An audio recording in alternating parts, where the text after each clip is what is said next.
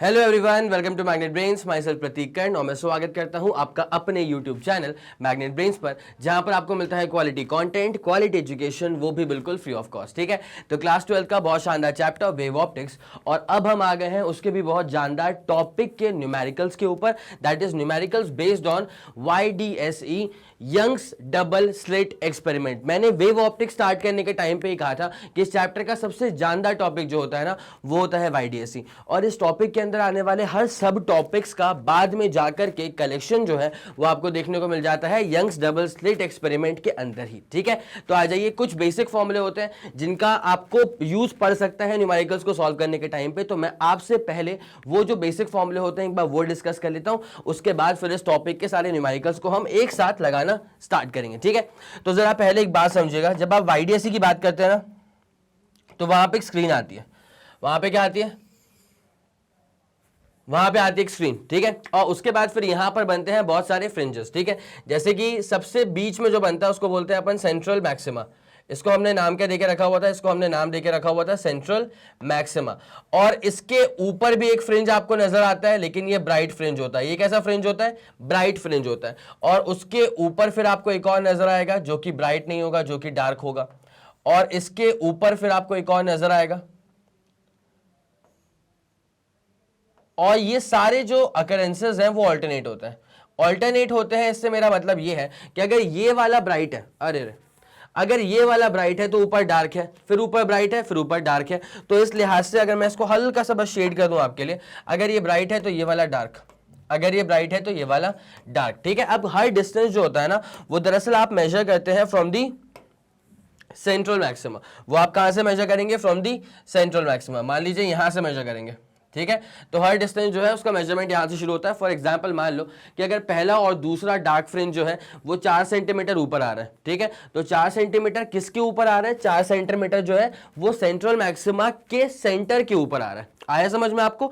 तो हर फ्रिंज का जो पोजीशन आप मेजर करेंगे वो मेजर करेंगे from the central maxima. It's as simple as that. तो मेरे ख्याल में इतनी बात तो क्लियर हो गई होगी आप लोग को, है ना। अब यहां पे जो हम डिनोशंस दे के चलने वाले हैं बेटा, वो डिनोशंस क्या होने वाले हैं? वो डिनोशंस होने वाले हैं x इक्वल टू 0। ये हो गया x इक्वल टू 0। ठीक है, अब जो क्लासी डिनोशंस हम देने वाले हैं डार्क फ्रिंजेस को और ब्राइट फ्रिंजेस को, तो मैंने आपको बता के रखा हुआ था कि जब मैं x एंड डैश यूज करूंगा, जब मैं x एंड डैश यूज करूंगा, मैंने कहा था कि d से डैश है और d से डार्क है। ठीक है, तो x एंड डैश जो हो जाएगा, ये हो जाएगा position of nth dark fringe, ये हो जाएगा position of nth dark fringe.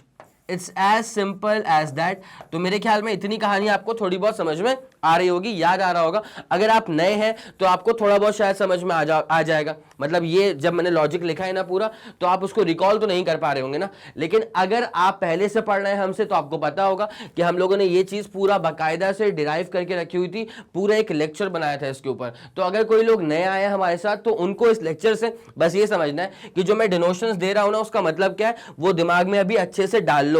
x and dash अगर लिखा है, इसका मतलब ये है position of nth dark fringe. Similarly अगर मैंने x n लिखा हुआ है, यहां पे डैश नहीं आ रहा, मतलब ये डार्क की बात नहीं करेंगे, तो ये पोजीशन होगा, और n लिखा है, इसका मतलब ये पोजीशन है nth, और डैश नहीं लगा है मतलब डार्क नहीं है, डार्क नहीं है तो ब्राइट है। तो ये है position of nth bright fringe.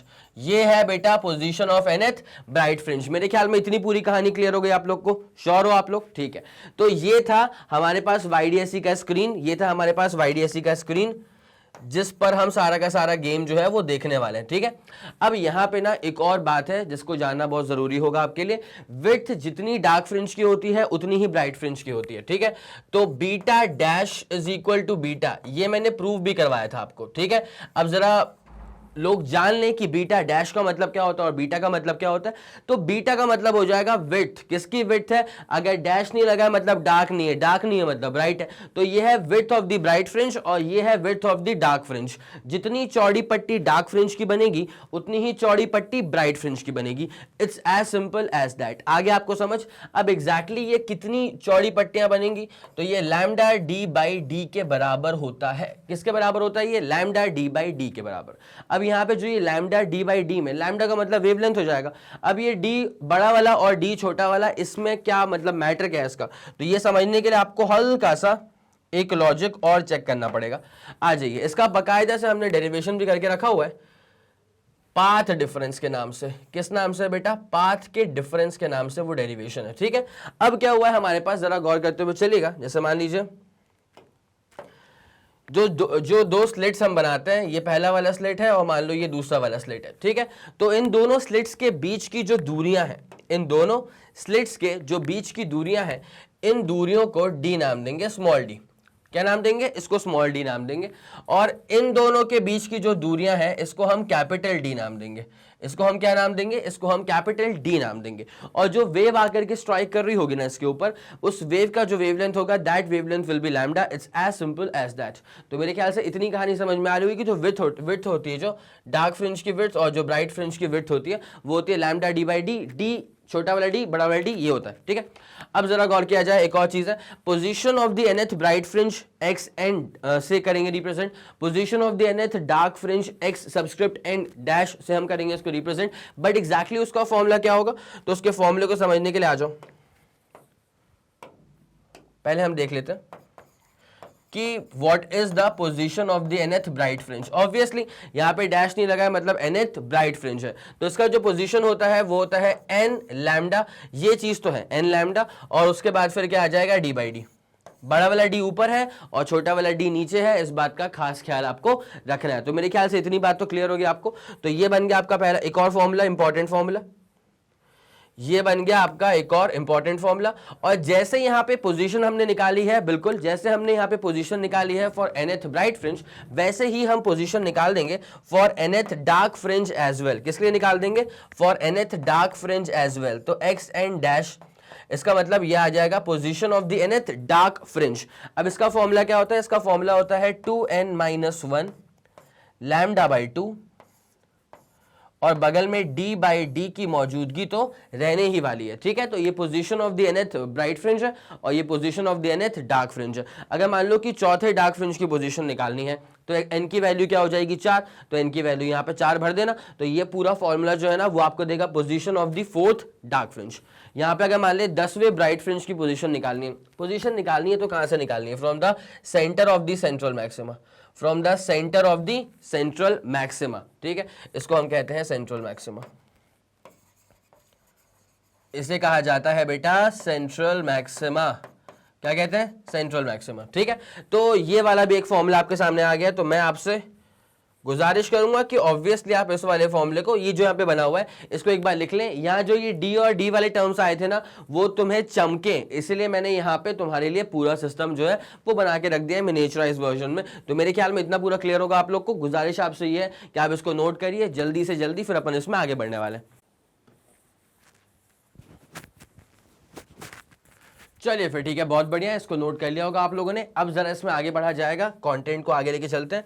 तो चलिए आ जाते हैं इसके पहले वाले क्वेश्चन की तरफ जल्दी से। ये रहा आपका पहला वाला question, find the ratio of intensities. Ratio निकालना है इंटेंसिटी का। अच्छा, और जो फॉर्मूले यूज होने वाले हैं वो हम पहले भी देख चुके थे, जैसे कि इंटरफेरेंस टर्म का फॉर्मूला क्या होता है, बाकी कंस्ट्रक्टिव इंटरफेरेंस के लिए कंडीशंस क्या होती हैं, डिस्ट्रक्टिव के लिए कंडीशंस क्या क्या होती हैं, ब्राइट फ्रिंजेस और डार्क फ्रिंजेस। अगर आपको ब्राइट फ्रिंज बनाना है तो कंस्ट्रक्टिव इंटरफेरेंस, अगर आपको डार्क फ्रिंज बनवाना है तो फिर डिस्ट्रक्टिव इंटरफेरेंस। तो ऐसे पूरे फंडे को चेक करने के लिए ना हम लोग जो फॉर्मूले आते थे वो हम पहले भी देख चुके थे। अगर यहां पे यूज होगा तो मैं उसको भी करवा दूंगा, तो आप उस बात को लेकर के बिल्कुल बेफिक्र रह सकते हैं। अब जरा गौर करिए, find the ratio of intensities at 2 points x and y on a screen. ठीक है ठीक है ठीक है।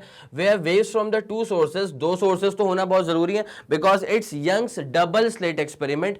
दो सोर्सेज ऑफ लाइट होंगे, कोहेरेंट सोर्सेज ऑफ लाइट होंगे, तब जाकर के वहां पे इंटरफेरेंस हो सकता है। अब now that interference can be constructive or it could be destructive as well. तो बस वही वाली कहानी है, दो सोर्सेस तो हैं। तो यहां पे क्या हो रहा है, have path differences of 0 and lambda by 4 respectively.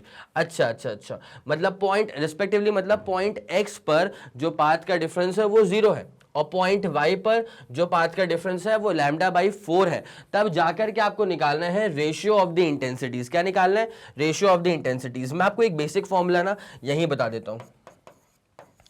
इस क्वेश्चन के अंदर जो बेसिक फॉर्मूला यूज होने वाला है वो मैं आपको यही दिखा देता हूं। देखो, नेट इंटेंसिटी जो आने वाली है ना, वो आने वाली है पहले वाले सोर्स की इंटेंसिटी प्लस दूसरे वाले सोर्स की इंटेंसिटी प्लस, अब तो दुनिया जानती है कि इंटरफेरेंस टर्म आता है। इसके बाद क्या आता है? इसके बाद फिर आता है इंटरफेरेंस टर्म। इसके बाद फिर आता है इंटरफेरेंस टर्म। अब इंटरफेरेंस टर्म का फॉर्मूला होता है 2 under root of I1 I2 cos, फिर आता है फेज डिफरेंस। ठीक है, मैं उसको φ1 माइनस φ2 भी लिख सकता हूं, मैं उसको सिर्फ φ भी लिख सकता हूं, it's one and the same thing. ये रिप्रेजेंट करता है फेज डिफरेंस को ही, और कोई बड़ी बात नहीं है। अब ना यहाँ पे इस फॉर्मूले को हल्का सा मॉडिफाई और किया जा सकता है। पहली बात तो इसको डब्बे में डाल लेना, बिकॉज मेजर फॉर्मूला तो यही है, बाकी इसके फिर मॉडिफिकेशन है। ये जो I1 लिखा है ना, intensity from the first source, इसको मैं लिख सकता हूं I1 is equal to K times A का स्क्वायर, मतलब amplitude of the first source का स्क्वायर। ठीक है, और वैसे ही जो सिमिलरली जो I2 लिखा हुआ है ना, I2 का मतलब क्या हो जाएगा पता है? I2 का मतलब हो जाएगा intensity of the second source. ठीक है, तो I2 इस लिहाज से I2 हो जाएगा K times amplitude of the second source का स्क्वायर, मतलब K टाइम्स B का स्क्वायर। लेट्स टेक कि A जो है वो पहले वाले सोर्स का एम्पलीट्यूड है और B जो है वो दूसरे वाले सोर्स का एम्पलीट्यूड है। It's as simple as that, है ना। तो ये वाला बेसिक फॉर्मूला है। आई वुड रिक्वेस्ट कि आप एक बार इस वाले फॉर्मूले का स्क्रीनशॉट ले लो, या कॉपी किताब लेके अगर बैठे हैं तो उसको नोट ही कर लीजिएगा, उसके बाद फिर हम इसको आगे बढ़ाते हैं। नोट कर लिया आप लोगों ने? चलिए, बहुत बढ़िया, बहुत बढ़िया, हो गया ना। ठीक है, अब आते हैं इसके ऊपर सीधे क्वेश्चन को लेकर के। ठीक है, देख लो भाई, x वाले पॉइंट पर और y वाले पॉइंट की बात चल रही है। x पर जो पाथ का डिफरेंस है वो 0 है, x पर जो पाथ का डिफरेंस है वो क्या है? 0 है। तो आ जाओ, सोल्यूशन पे आ गए प्रॉपर,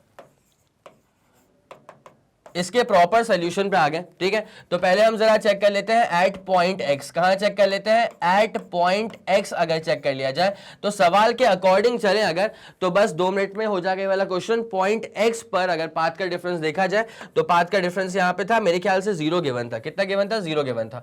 अब आप एक बात जानते हैं, हमें रिक्वायरमेंट पड़ेगी फेज डिफरेंस की, बिकॉज मैंने यहां लिखा था आपके लिए फॉर्मूला, पहले जो फॉर्मूला था वहां पे फेज डिफरेंस था, और यहां पे हमें गिवन है पाथ का डिफरेंस, तो हम निकाल लेंगे फेज डिफरेंस। फॉर्मूला क्या होता है पता है? पाथ का difference is lambda by 2 pi times phase का डिफरेंस। ठीक है, तो path difference is equal to lambda by 2 pi times phase का डिफरेंस। ठीक है, अब जरा गौर करना, यहां पे सवाल के अकॉर्डिंग इस x वाले पॉइंट पर जो पाथ का डिफरेंस है वो 0 है, तो lambda by 2 pi times phase का डिफरेंस, तो फेज का डिफरेंस भी क्या हो जाएगा? 0। तो ये जो फेज का डिफरेंस 0 आया है, ये कहां पे आया था? At point x। ये कहां पे आया था? एट पॉइंट x पे आया था। तो अब एक काम करें, अगर x पे ऐसी वाली कहानी डेवलप हो गई है तो एक काम करो, x पर निकाल लो पहले इंटेंसिटी। क्या निकाल लो? x पर निकाल लो पहले इंटेंसिटी। तो नाउ इंटेंसिटी जो निकलेगी एट पॉइंट x वो क्या हो जाएगी? आपको पता ही है, I1 plus I2 plus interference term. मैं लिख चुका था फॉर्मूला, मैंने कहा था स्क्रीनशॉट ले लेना, तो ले लिया होगा आप लोगों ने। तो यहाँ पे इंटेंसिटी जो पहले वाले सोर्स की होगी वो हो जाएगी K टाइम्स A का स्क्वायर, प्लस इंटेंसिटी जो दूसरे वाले सोर्स की हो जाएगी वो हो जाएगी K टाइम्स B का square, plus twice under root of I1 का मतलब क्या हो जाएगा? K टाइम्स A का स्क्वायर, और I2 का मतलब क्या हो जाएगा? K टाइम्स B का स्क्वायर। तो K और K मल्टीप्लाई होंगे तो K square A square B square. ठीक है, उसके बाद भूल मत जाना cos ऑफ फाई था। अब फाई कितना आ चुका है? 0 आ चुका है। तो cos 0 की वैल्यू क्या होती है? cos 0 की वैल्यू तो 1 होती है, इसको लिखने की जरूरत तो नहीं है यहाँ पे। तो यहाँ पे इंटेंसिटी एट पॉइंट x जो है बेटा वो हो जाएगा K A का स्क्वायर प्लस K B का square plus 2K A B. मेरे ख्याल से आपने ये बात समझ गए होंगे, रूट के बाहर निकाला तो के ए बी हो गया, तो 2k ए बी हो गया। अब यहां से जब मैं k कॉमन निकाल लूंगा ना बेटा, k कॉमन निकालने के बाद बचेगा a square plus B square plus 2ab। क्या मैं सही जा रहा हूं? पक्का? जैसे मैंने k यहां से कॉमन निकाला बेटा, तो a square plus B square plus 2ab बच गया, जो होता है a प्लस बी का होल स्क्वायर। तो इंटेंसिटी जो x वाले पॉइंट पे आ जाएगी वो k तो बाहर आ गया, और अंदर हो जाएगा a प्लस बी का होल स्क्वायर, और ये आपके पास इंटेंसिटी जो x वाले पॉइंट पे आ रही है वो आ गई है k times a plus B का होल स्क्वायर। अब बस आखिरी पॉइंट इसका बचा हुआ है, बिल्कुल लास्ट पॉइंट बचा हुआ है इसका, कि बस पॉइंट y पे निकालना है। बस ये इसका लास्ट पॉइंट है, फिर ये क्वेश्चन खत्म हो जाएगा। ठीक है, बस खत्म पे आ गया, इत्मीनान से बस थोड़ा सा वेट करिए, बस थोड़ा सा वेट। तो अब जैसे हम इसको निकालेंगे एट पॉइंट y पे, तो पॉइंट y पे जैसे कि आप लोग देख रहे हैं कि पॉइंट y पे पाथ का डिफरेंस जो है वो सवाल के अकॉर्डिंग क्या गिवन है? Lambda by 4। क्या गिवन है? Lambda by 4 is the path का डिफरेंस। तो भैया यहां से निकाल दो फेज डिफरेंस। तो भाई बेसिक फॉर्मूला, पाथ का डिफरेंस लैम्डा बाई 4, पाथ का difference is lambda by 2 pi times face का डिफरेंस, ठीक है। अब उसके बाद जैसे आप यहाँ पे काटा पीटी मचाएंगे तो आप जानते हैं लैम्डा से लैम्डा जो है वो गायब हो गया, तो 2 पाई बाई 4 बचेगा, 2 पाई बाई 4 मतलब पाई बाई 2, तो देयरफॉर फाई कितना आ जाएगा, फाई आ जाएगा तो हमारे पास कितना 2 पाई बाई 4 मतलब पाई बाई 2, फाई यहां पे कितना आ गया पाई बाई 2, ये पॉइंट वाई पे आ रहा है। अब बस फटाफट से इंटेंसिटी अपन निकाल देते हैं इसकी तुरंत से पहले। तो इंटेंसिटी जैसे हम वाई वाले पॉइंट पे निकालेंगे तो आप जानते हैं पहले वाले की इंटेंसिटी प्लस दूसरे वाले की इंटेंसिटी प्लस इंटरफेरेंस टर्म। तो पहले वाले की इंटेंसिटी मतलब k टाइम्स a का स्क्वायर, दूसरे वाले की इंटेंसिटी मतलब k टाइम्स b का square plus twice of under root of, भाई यार i1 i2 तो मैं पुट कर दूं, के ए का स्क्वायर प्लस के बी का स्क्वायर तो मैं पुट कर दूं, लेकिन cos 90 क्या होता है, cos 90 हो जाता है 0, और अगर cos 90 0 हो गया मतलब ये तीसरा टर्म हमारे किसी भी काम का नहीं रहा, तीसरा टर्म हमारे किसी भी काम का नहीं रहा। तो यहां से बस क्या बचेगा, थर्ड टर्म तो गया, के ए का स्क्वायर प्लस के बी का स्क्वायर, के यहां से कॉमन निकाल लो, तो के कॉमन निकालोगे तो क्या बच जाएगा, ए स्क्वायर प्लस बी स्क्वायर। ये बन गई हमारे पास सेकेंड इक्वेशन, और आपको बस खत्म हो चुका है, आपको बस रेशियो निकालना था। तो रेशियो क्या निकालना था, आई एक्स बाई आई वाई का रेशियो, आपको रेशियो निकालना था इंटेंसिटी एट पॉइंट एक्स और इंटेंसिटी एट पॉइंट वाई का रेशियो। तो एक्स पर क्या आ गया था, के टाइम्स ए प्लस बी का होल स्क्वायर, और यहाँ पे आ गया के टाइम्स ए स्क्वायर प्लस बी स्क्वायर, तो के से के कट जाएगा तो ये आ जाएगा ए प्लस बी का होल स्क्वायर, सही जा रहा हूं, और ये आ जाएगा ए स्क्वायर प्लस बी स्क्वायर। बस काम खत्म, बस काम खत्म, ये आपका आ गया फाइनल आंसर।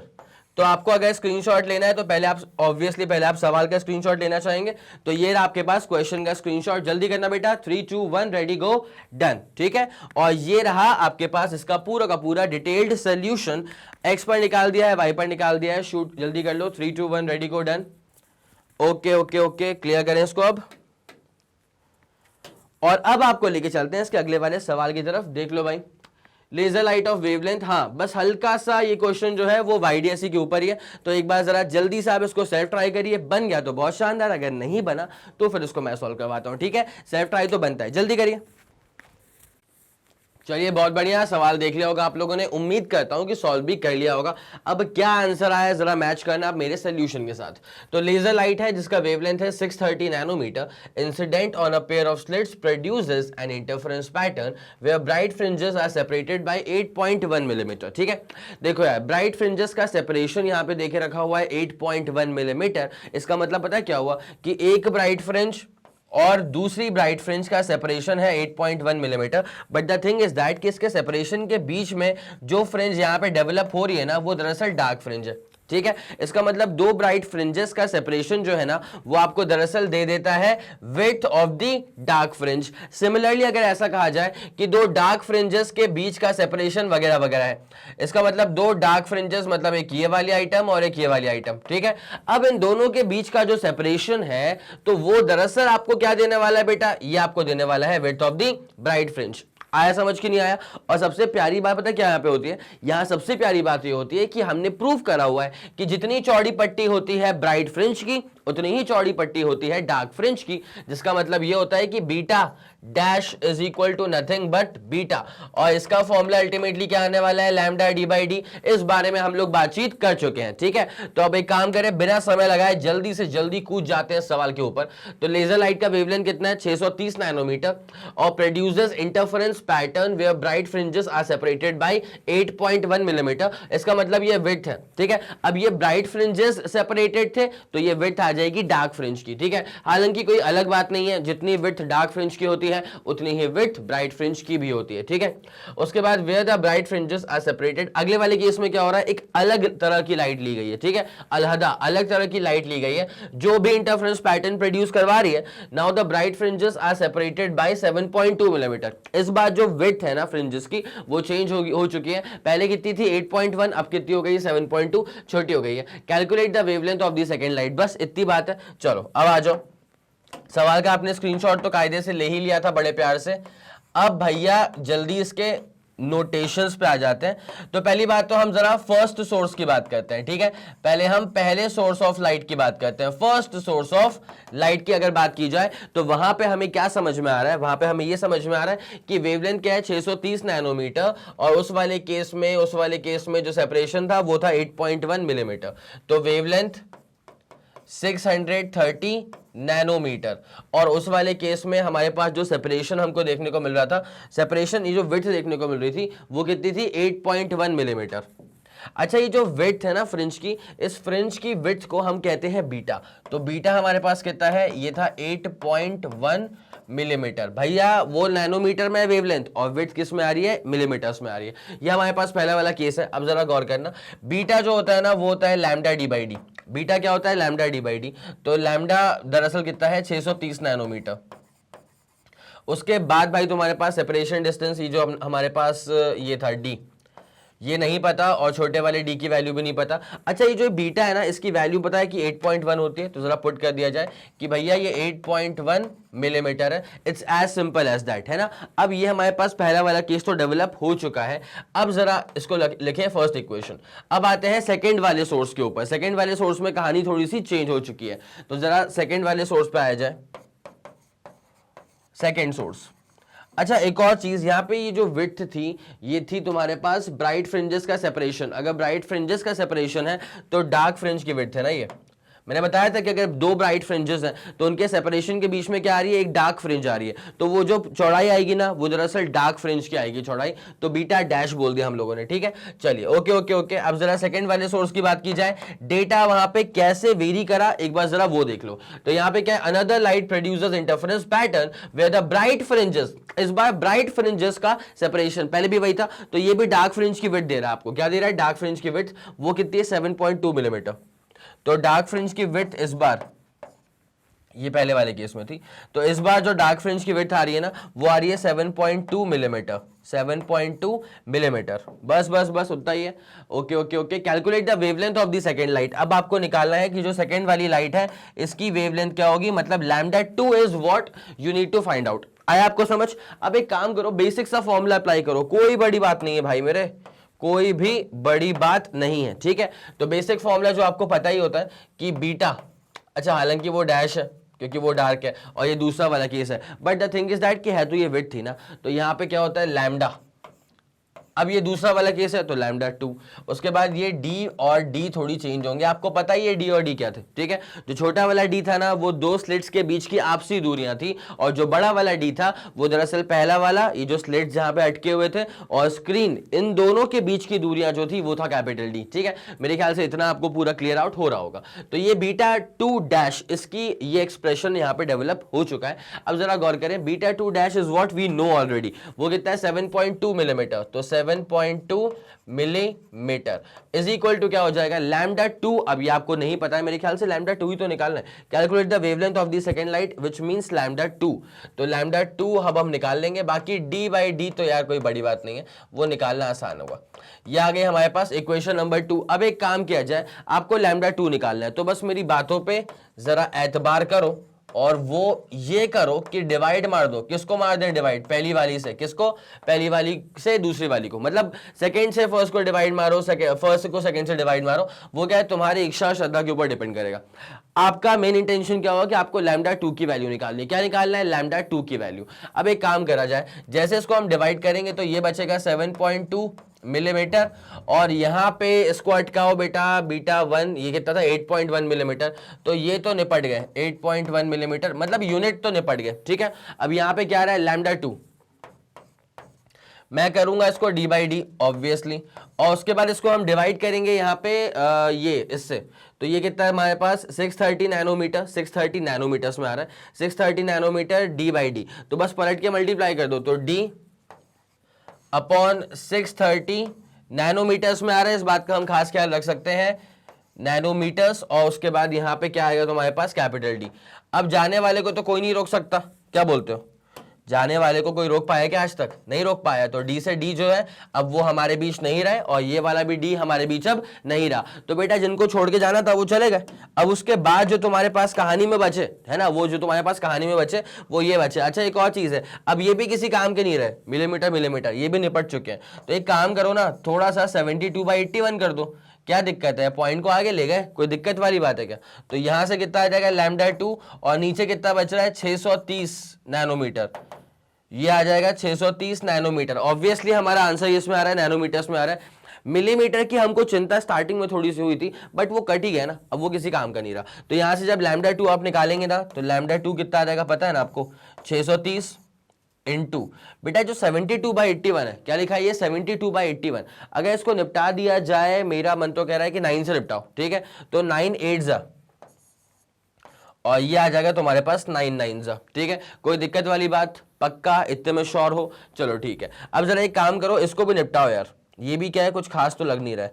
तो 63 है ना और ये 9, जब 9 से निपटाएंगे इसको तो ये आ जाएगा तुम्हारे पास 7, ठीक है? ये 7 गया और ये 7 इंटू 8 करेंगे तो क्या हो जाएगा 7 8 56, तो 560।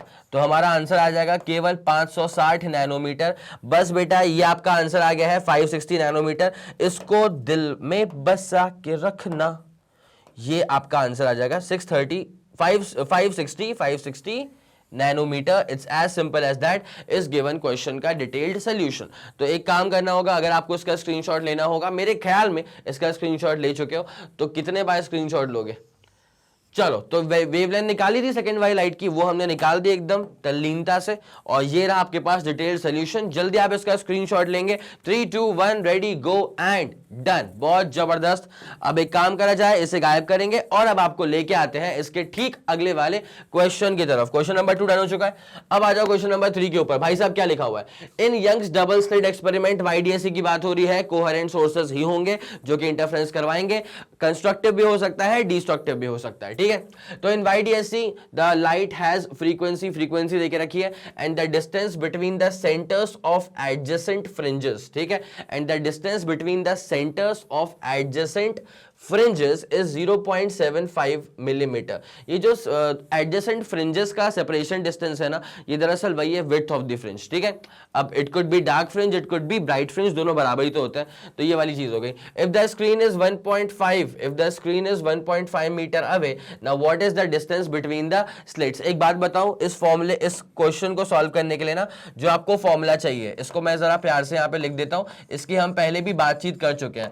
तो according to the formula, according to the फॉर्मूले के हिसाब से जो हमें समझ में आता है वो ये होता है कि यार बीटा हो या चाहे बीटा डैश हो, बीटा हो चाहे बीटा डैश हो, इसका फॉर्मूला होता है लैम्डा डी ओवर डी। इसका फॉर्मूला क्या होता है? Lambda D over D. बस भैया इतनी सी ही बात होती है।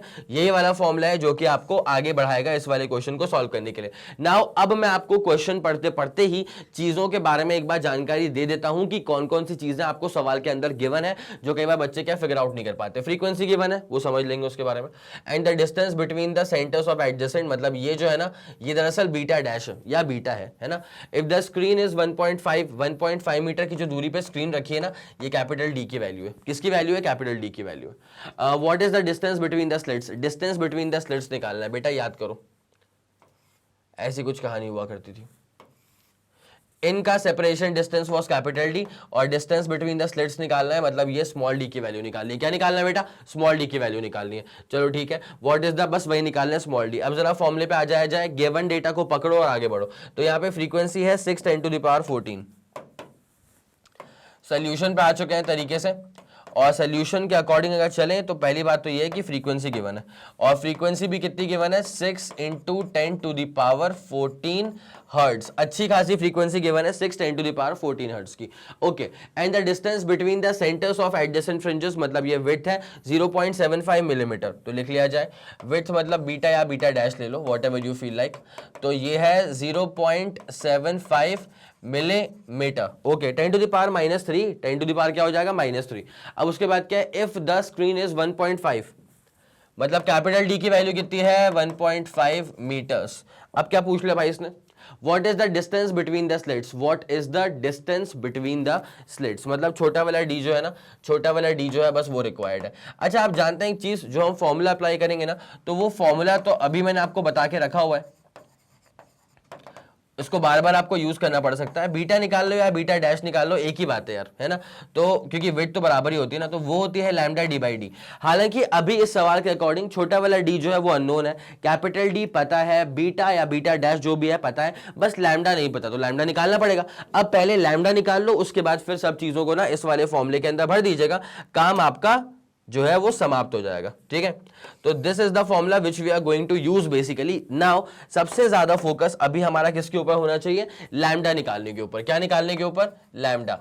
तो now as we know that, जैसे कि हमें पहले से ही पता है, now as we know that, भाई क्या पता है आपको, ऐसी बात, ऐसी कौन सी बात आपको पता है, तो वो आपको ये पता है कि c is equal to lambda into F होता है। C इज इक्वल टू क्या होता है, लैम्डा इंटू एफ। अरे कई लोग उसको न्यू भी कहते हैं ना फ्रीक्वेंसी को, अपन उसको एफ बोलेंगे, कोई दिक्कत वाली बात नहीं है। तो C इज इक्वल टू क्या है, लैम्डा एफ है। अब अगर आपको यहां से लैम्डा निकालना है, निकालना ही पड़ेगा ना, उसके बिना काम चलेगा नहीं तुम्हारा। ठीक है, तो लैम्डा निकालना ही पड़ेगा। लैम्डा क्या हो जाएगा, C बाई एफ हो जाएगा बस। तो भैया अब एक काम करो, C तुमको पता होगा, C का मतलब क्या होता है, velocity of light 3 into 10 to the power 8। सही जा रहे हैं ना, lambda equal to C by F हो जाएगा। बहुत जबरदस्त। C कितना है, 3 10 टू द पावर 8। उसके बाद फ्रीक्वेंसी बेटा गिवन है, फ्रीक्वेंसी गिवन है क्या है, 6 10 टू द पावर 14। जैसे आप इसको निपटाओगे तो 3/6 करोगे तो 1/2, 1/2 मतलब 0.5, 1/2 मतलब क्या हो जाएगा, 0.5 हो जाएगा। उसके बाद 10 टू द पावर -14 प्लस 8 करेंगे तो -6, 10 टू द पावर -14 प्लस 8 करेंगे तो ये आ जाएगा 10 टू द पावर -6। ज्यादा अगर तुम्हारा मन करे तो उसको तुम ऐसे भी कर सकते हो, 5 इंटू 10 टू द पावर -7। कई लोग को ऐसा होता है ना कि अरे सर ये पॉइंट क्यों आ गया, ये पॉइंट क्यों आ गया, तो भाई कोई दिक्कत नहीं है, पॉइंट को आगे ले जा। ठीक है, पॉइंट को आगे लेके जाएगा तो पावर जो है, जितने स्टेप पॉइंट को मैं आगे लेके जाऊंगा, पावर उतने स्टेप माइनस खाएगी। और ठीक है, तो ये हो जाएगा lambda is equal to 5 10 to the power -7। Obviously metres में ही तो आएगा, और किस में आएगा। ठीक है, ये लैम्डा भी आ गया आपके पास। अब बस कुछ नहीं करना है, भर दो फॉर्मूले के अंदर, तुम्हारा आंसर आ जाएगा। तो नाउ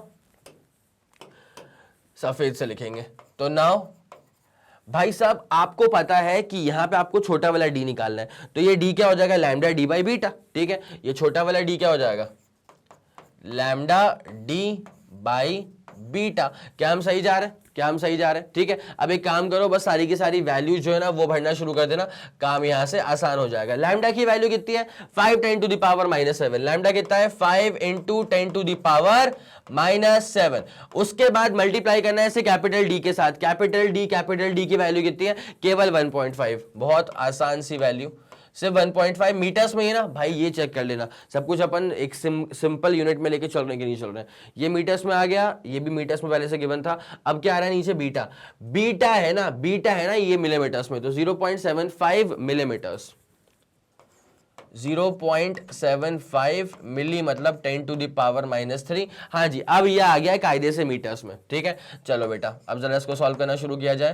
तो 5 इंटू, अच्छा एक और चीज बहुत शानदार, देखो तो 5 इंटू 1.5 करोगे तो वो आ जाएगा कितना, 7.5। कितना आ जाएगा, 5 इंटू 1.5 कितना हो जाएगा, 7.5 आएगा। खेल होगा अभी 7.5 और ऊपर क्या है, 10 टू द पावर -7। सही जा रहा हूं मैं, 7.5 10 टू द पावर -7। उसके बाद जरा इसको जरा खेलो, ये हो जाएगा 7.5 10 टू द पावर -4। सही जा रहे हैं हम, सही जा रहे हैं। ठीक है, तो 7.5 10 टू द पावर -4, पॉइंट को आगे ले आए ना, क्या दिक्कत वाली बात है। तो भाई ये जो विड्थ है ना, मतलब जो स्लिट्स के बीच की जो आपसी सेपरेशन डिस्टेंस है, ये निपट गया। तो क्या बचा, 10 टू द पावर उसको ऊपर की तरफ ले जा, तो ये 10 टू द पावर -3 बचेगा, 10 टू द पावर -3 मीटर। ठीक है, इसका मतलब होता है 1 मिलीमीटर। इसका मतलब क्या होता है, 1 मिलीमीटर। इसको ऐसे भी तो कर सकता हूं, 1 इंटू 10 टू द पावर -3। ठीक है, और जैसे अब दुनिया जानती है कि ये 1 हो गया, उसके बाद 10 टू द पावर -3 का मतलब क्या होता है, मिली, और आगे क्या लगा हुआ है, मीटर। तो इसका मतलब ये जो स्लिट्स थे उनका जो सेपरेशन डिस्टेंस है वो कितना आ गया, 1 मिलीमीटर। बस इतनी सी बात है, अब एक काम करो, इस वाले आंसर को भी दिल में बसा के रखना, क्योंकि ये तुम्हारा आंसर जो है वो कंप्लीट हो चुका है। आया समझ की नहीं आया? ठीक है, तो ये रहा आपके पास सवाल। अच्छा, सवाल को मैंने पढ़ते पढ़ते ही ना जो जो चीजें गिवन मुझे इंपॉर्टेंट लगी थी आपको समझाने के लिए, वो मैं ऐसे करते हुए चला गया। दैट्स वाई क्या हल्का सा लग रहा है कि सर ये कैसा है कैसा है कैसा है। बेटा जैसा भी है बहुत शानदार है। द थिंग इज दिस कि ये वाला फॉर्मूला यूज करना है वो आपको पता होना चाहिए। तो ऑब्वियसली आप इसका स्क्रीनशॉट ले चुके होंगे। ठीक है, अब एक काम करता हूं, तरीके से एक बार सवाल का स्क्रीनशॉट ले लो, उसके बाद फिर मैं आपको डिटेल्ड सॉल्यूशन के ऊपर भी लेकर के आऊंगा। जल्दी करना, 3 2 1 रेडी गो, डन, ओके हो गया। अब एक काम करो बेटा, ये रहा इसका डिटेल्ड सॉल्यूशन। ठीक है, इसका स्क्रीनशॉट लो, उसके बाद फिर अपन कहानी को आगे बढ़ाएंगे। जल्दी इसका स्क्रीनशॉट लेना, 3 2 1 रेडी गो एंड डन। अरे गजब, अब इसे गायब किया जाएगा और अब आपको लेके चलते हैं इसके अगले वाले क्वेश्चन की तरफ। ठीक है, अगले वाला क्वेश्चन क्या बोलना चाह रहा है? YDSE पर base, okay. In Young's double slit experiment 2 slits are 0.2 millimetre apart. वही इसका मतलब छोटे वाले डी की वैल्यू है। ये जो वैल्यू गिवन है, ये वैल्यू किसकी गिवन है बेटा? 2 स्लिट्स का सेपरेशन डिस्टेंस मतलब छोटा वाला D, okay. The interference fringes for light of wavelength, wavelength given है, ये है वेवलेंथ 6000 एंगस्ट्रॉम। ठीक है, और बाकी आप लोग जानते हैं कि आप इसको ऐसे भी लिख सकते हैं 6000, उसके बाद ये जो लिखा था एंगस्ट्रॉम 10 टू द पावर क्या हो जाएगा? -10। ठीक है, ओके, वहां पे आप ना अटके इसलिए आपको बचा लिया। फॉर्म्ड ऑन स्क्रीन, अच्छा ओके ओके ओके। स्क्रीन की जो दूरी है ना वो 80 सेंटीमीटर। इसका मतलब ये जो गिवन है वो आपको कैपिटल डी की वैल्यू गिवन है। किसकी वैल्यू गिवन है? कैपिटल डी की वैल्यू गिवन है। अब उसके बाद how far is the second bright fringe from the central image. इसका मतलब आपको पोजीशन का जो फॉर्मूला है वो अच्छे से दिमाग में अटका होना चाहिए, याद होना चाहिए। भाई साहब आपको ये याद है क्या? XN डैश और XN। जब XN डैश लिखा हुआ है इसका मतलब ये क्या होता है? ये होता है position of the nth dark fringe. और position of the nth dark fringe को निकालने के लिए 2n-1 lambda by 2 d by d, और position of the nth bright fringe को निकालने के लिए n lambda d by d। तो ये वाले जो फॉर्मूले ये हमको यूज करने पड़ेंगे बेसिकली। उसके बाद कार्यक्रम तो हो जाएगा। वैसे ही फिर सेकंड डार्क फ्रिंज का भी पोजीशन निकालना है फ्रॉम द सेंट्रल मैक्सिमा। इस तरह के सवाल को समझना बहुत इंपॉर्टेंट होता है। एक बार सवाल को समझ जाओ तो उसके बाद कौन सा फॉर्मूला अप्लाई करना है वो बड़ा क्रिस्टल क्लियर हो जाता है। ठीक है, तो मेरे ख्याल से अब एक काम करो, पहले जरा इसका स्क्रीनशॉट ले लो, उसके बाद फिर हम सवाल को इसमें आगे बढ़ाते हैं। जल्दी करेगा प्लीज। चलिए बहुत बढ़िया, फिर सवाल को आपने ट्राई कर लिया होगा। बहुत ही आराम से सॉल्व होने वाला सवाल था ये, क्योंकि ये सिर्फ और सिर्फ फॉर्मूला बेस्ड क्वेश्चन था। ठीक है, तो मेरे ख्याल से आपको ये पूरी बात समझ में आ गई होगी। अब जरा गौर किया जाए, इसको जरा मैं सॉल्व करता हूं। In YDSE 2 slits are 0.2 mm apart. ठीक है, मतलब इन दोनों के बीच का जो सेपरेशन डिस्टेंस था, एक सेकेंड, इन दोनों के बीच का जो सेपरेशन डिस्टेंस था वो कितना है मेरे भाई? ये है 0.2 मिलीमीटर। ठीक है, चलो तो सोल्यूशन पे आ चुके हैं। सही वाला पेन चाहिए, सही वाला पेन चाहिए। चलो, अब यहां पे जो सेपरेशन डिस्टेंस सवाल के अकॉर्डिंग गिवन है स्लिट्स के बीच का, वो था 0.2 मिलीमीटर। कितना था? 0.2 मिलीमीटर। ठीक है, मिली मतलब क्या होता है बेटा? 10 टू द पावर -3। ठीक है, ओके। उसके बाद कुछ गिवन है क्या? The interference fringes for light of wavelength, wavelength है यहां पे 6000 एंगस्ट्रॉम। ओके ओके ओके, तो लैम्डा कितना है? 6000 10 टू दी पावर -10 मीटर। इसका मतलब लैम्डा को आप अगर चाहें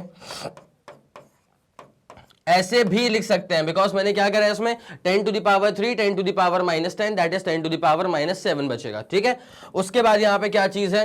formed on a screen which is 80 centimetre away. जो स्क्रीन है ना वो 80 सेंटीमीटर की दूरी पे है, मतलब कैपिटल डी जो है वो है 80 सेंटीमीटर। सॉल्व करने पे ये आ जाएगा 0.8 मीटर। कितना आ जाएगा ये? केवल 0.8 metre. It's as simple as that. अब जरा कहानी में आगे देखा जाए। How far is the second bright fringe from the central image. भाई सेंट्रल इमेज का मतलब वही है रेफरेंस, रेफरेंस बेटा, रेफरेंस। ठीक है, पोजीशन अगर आपको स्क्रीन पर निकालनी है ना किसी भी फ्रिंज की, तो वो आप निकालते हैं फ्रॉम द सेंट्रल मैक्सिमा। कहां से निकालते हैं? From the central maxima. तो वही चीज गिवन है कि हाँ भैया सेंट्रल मैक्सिमा से सेकेंड ब्राइट फ्रिंज की पोजीशन क्या होगी? आ जाओ आ जाओ आ जाओ आ जाओ। Second bright fringe, second bright fringe. आपको मैं एक बेसिक फॉर्मूला जो है ना पहले भी बता चुका था, एक बार वापस आपको दिखा देता हूं कि वो फॉर्मूला क्या होता है। अगर आप ब्राइट फ्रिंज की बात करते हैं, किसकी बात कर रहे हैं बेटा आप? अगर आप बात करते हैं ब्राइट फ्रिंज की, तो nth ब्राइट फ्रिंज का जो फॉर्मूला होता है वो होता है n lambda d over d। N lambda D over D, ये होता है nth ब्राइट फ्रिंज का फॉर्मूला और आप पोजीशन का formula from the central maxima. आपसे पूछा हुआ है सेकंड ब्राइट फ्रिंज का, ठीक है, क्या पूछा हुआ है आपसे, सेकंड ब्राइट फ्रिंज का पूछा हुआ है, तो x2। अब ये क्या हो जाएगा, n की जगह पे 2 आ जाएगा, n की जगह पे क्या आ जाएगा, 2 आ जाएगा। उसके बाद लैम्डा कितना है, तो लैम्डा है 6 10 टू द पावर -7, लैम्डा कितना है 6 10 टू द पावर -7, तो n लैम्डा, उसके बाद कैपिटल D, कैपिटल D कितना है 0.8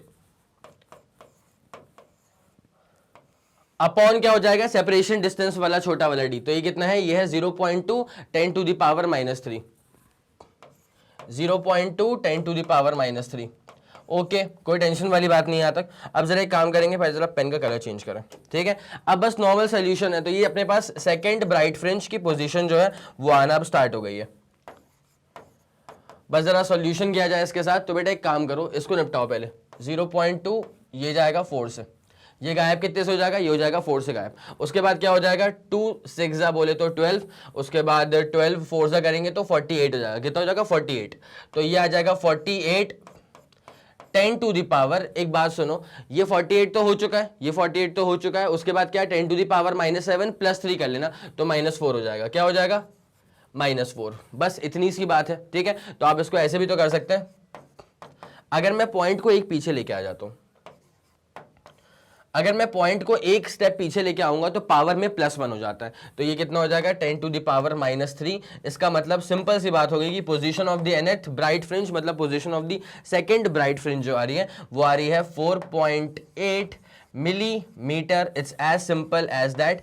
ये आ गया आपके पास position for the nth what bright fringe, second what bright fringe, ठीक है। तो एक काम करो, पहले गिवन डेटा तो कॉमन रहेगा, उसके बाद अगले वाले में मेरे ख्याल से डार्क फ्रिंज का निकालना होगा, ठीक है। तो डार्क फ्रिंज का भी निकाल देंगे, बस फॉर्मूला बेस्ड है सवाल। तो पहले आपका ब्राइट फ्रिंज का तो आंसर आ चुका है, तो पहले इत्मीनान से आप जरा इसका स्क्रीनशॉट ले लो, उसके बाद फिर आपको डार्क फ्रिंज पर भी लेकर के आते हैं।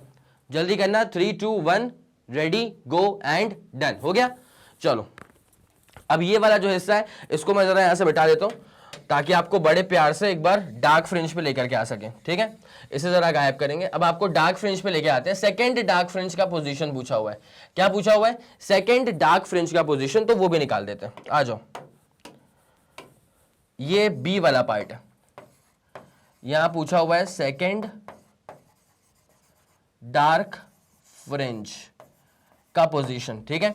तो भैया आपको पता होना चाहिए कि जनरल फॉर्मूला क्या होता है। जो जनरल फॉर्मूला होता है ना, आपको मैंने बता के रखा है कि पोजीशन अगर आपको निकालनी होती है डार्क फ्रिंज की, तो अगर nth डार्क फ्रिंज की अगर आपको पोजीशन चाहिए तो उसके लिए फॉर्मूला क्या होता है, 2n-1 lambda by 2, 2n-1 lambda by 2। उसके बाद क्या आ जाता है बेटा, ये आ जाता है नीचे d/d, बगल में क्या आ जाता है d/d। तो ये बेसिक सा फॉर्मूला है, इसी फॉर्मूले को हम यूज करेंगे और हमारा कार्यक्रम जो है वो हो जाएगा। एक सेकेंड, इसको ना डब्बे में डाल देते हैं पहले। तो ये आपके पास होता है जनरल फॉर्मूला। अब इसी पर आगे हम प्रोसीड कैसे करने वाले हैं, तो जरा गौर फरमाइएगा। बस सेकंड वाले का निकालना है। किसका निकालना है, सेकंड वाले का। तो x2 डैश, n की जगह पे क्या डाल दो, बस 2 डाल दो। तो n की जगह पे 2 डालोगे ना तो 4 -1 कितना हो जाएगा 3, तो 3/2 लैम्डा d/d। अब बस सारी वैल्यूज पुट करो, उसके बाद देखते हैं कि ये हमें किस मोड पे लेके आता है। तो 3/2 तो रहने दो, इसको तो बिल्कुल मत छेड़ो। उसके बाद lambda you already know, lambda कितना है बेटा, लैम्डा कितना है, लैम्डा कितना है 6 10 to the power -7। It's as simple as that. तो लैम्डा है 6 10 टू द पावर -7। उसके बाद बगल में क्या आ रहा है, capital D, capital D, capital D कितना है 0.8 है।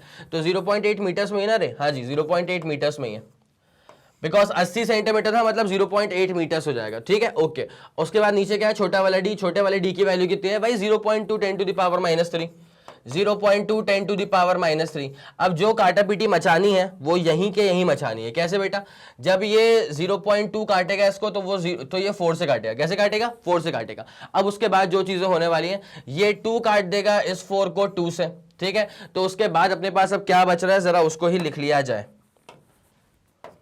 Now position of the second dark fringe is equals to, ये तो निपट चुका है, 3 6 जा 18, 18 2 जा कितना हो गया 36 हो गया, तो 36, उसके बाद 10 टू द पावर कितना हो जाएगा -4, कितना हो जाएगा 10 टू द पावर -4। अब एक काम करो बेटा, पॉइंट को एक पीछे ले आओ, अगर आप पॉइंट को एक स्टेप पीछे ले आओगे तो पावर में क्या हो जाएगा +1 हो जाएगा, तो 10 टू द पावर -3 बचेगा, ये आ जाएगा 3.6 10 टू द पावर -3 मीटर्स। और इसके बाद सेकेंड डार्क फ्रिंज का जो आएगा अपना आंसर वो आ जाएगा 3.6 10 टू द पावर 3 का मतलब क्या होता है मिली, और ये बगल में क्या आ रहा है मीटर, तो 3.6 millimetre, it's as simple as that, ठीक है 3.6 millimetre, it's as simple as that. तो भैया इस आंसर को दिल में बसा के रखना, ये आपका आंसर आ गया है फाइनल, ठीक है। ये डार्क फ्रिंज का पूछा था, डार्क फ्रिंज का भी हमने निकाल दिया, it's as simple as that. तो पहले तो एक काम करो, ऑब्वियसली ये सवाल का आपने स्क्रीनशॉट तो ले ही लिया होगा, उम्मीद करता हूं। अब आपको इसका पूरा डिटेल सोल्यूशन चाहिए होगा,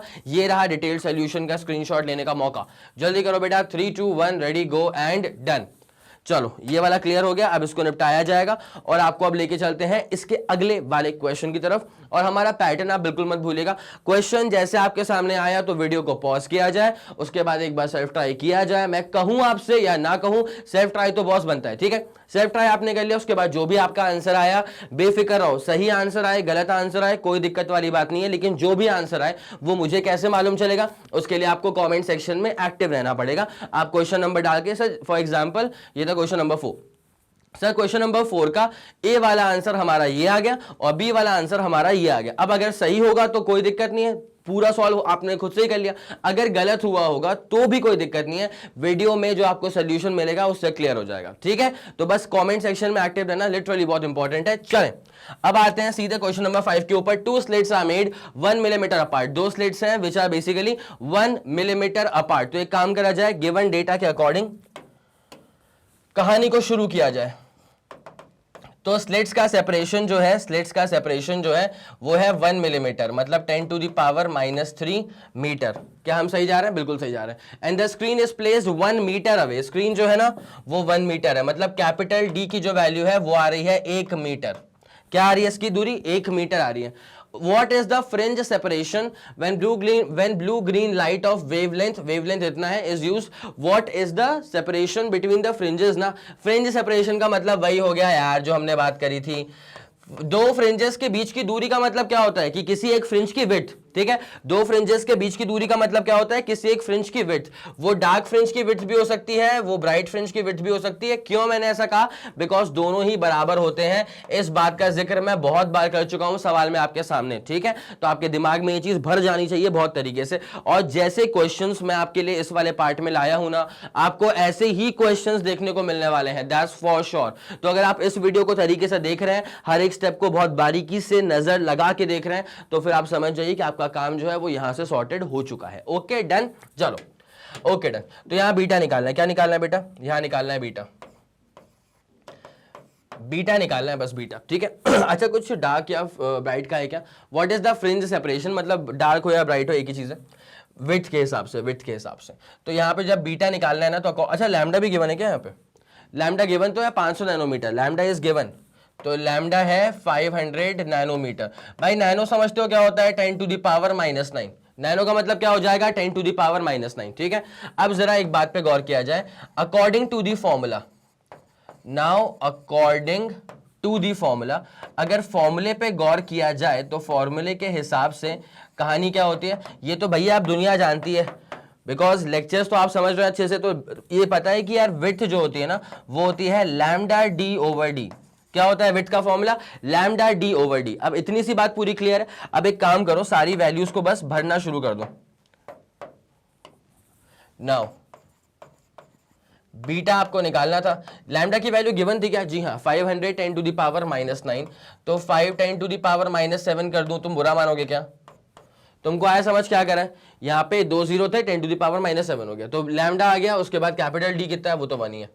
उसके बाद स्मॉल डी कितना है? स्मॉल डी है 10 टू द पावर -3, कोई दिक्कत वाली बात नहीं है। तो बीटा यहाँ से कितना आ जाएगा?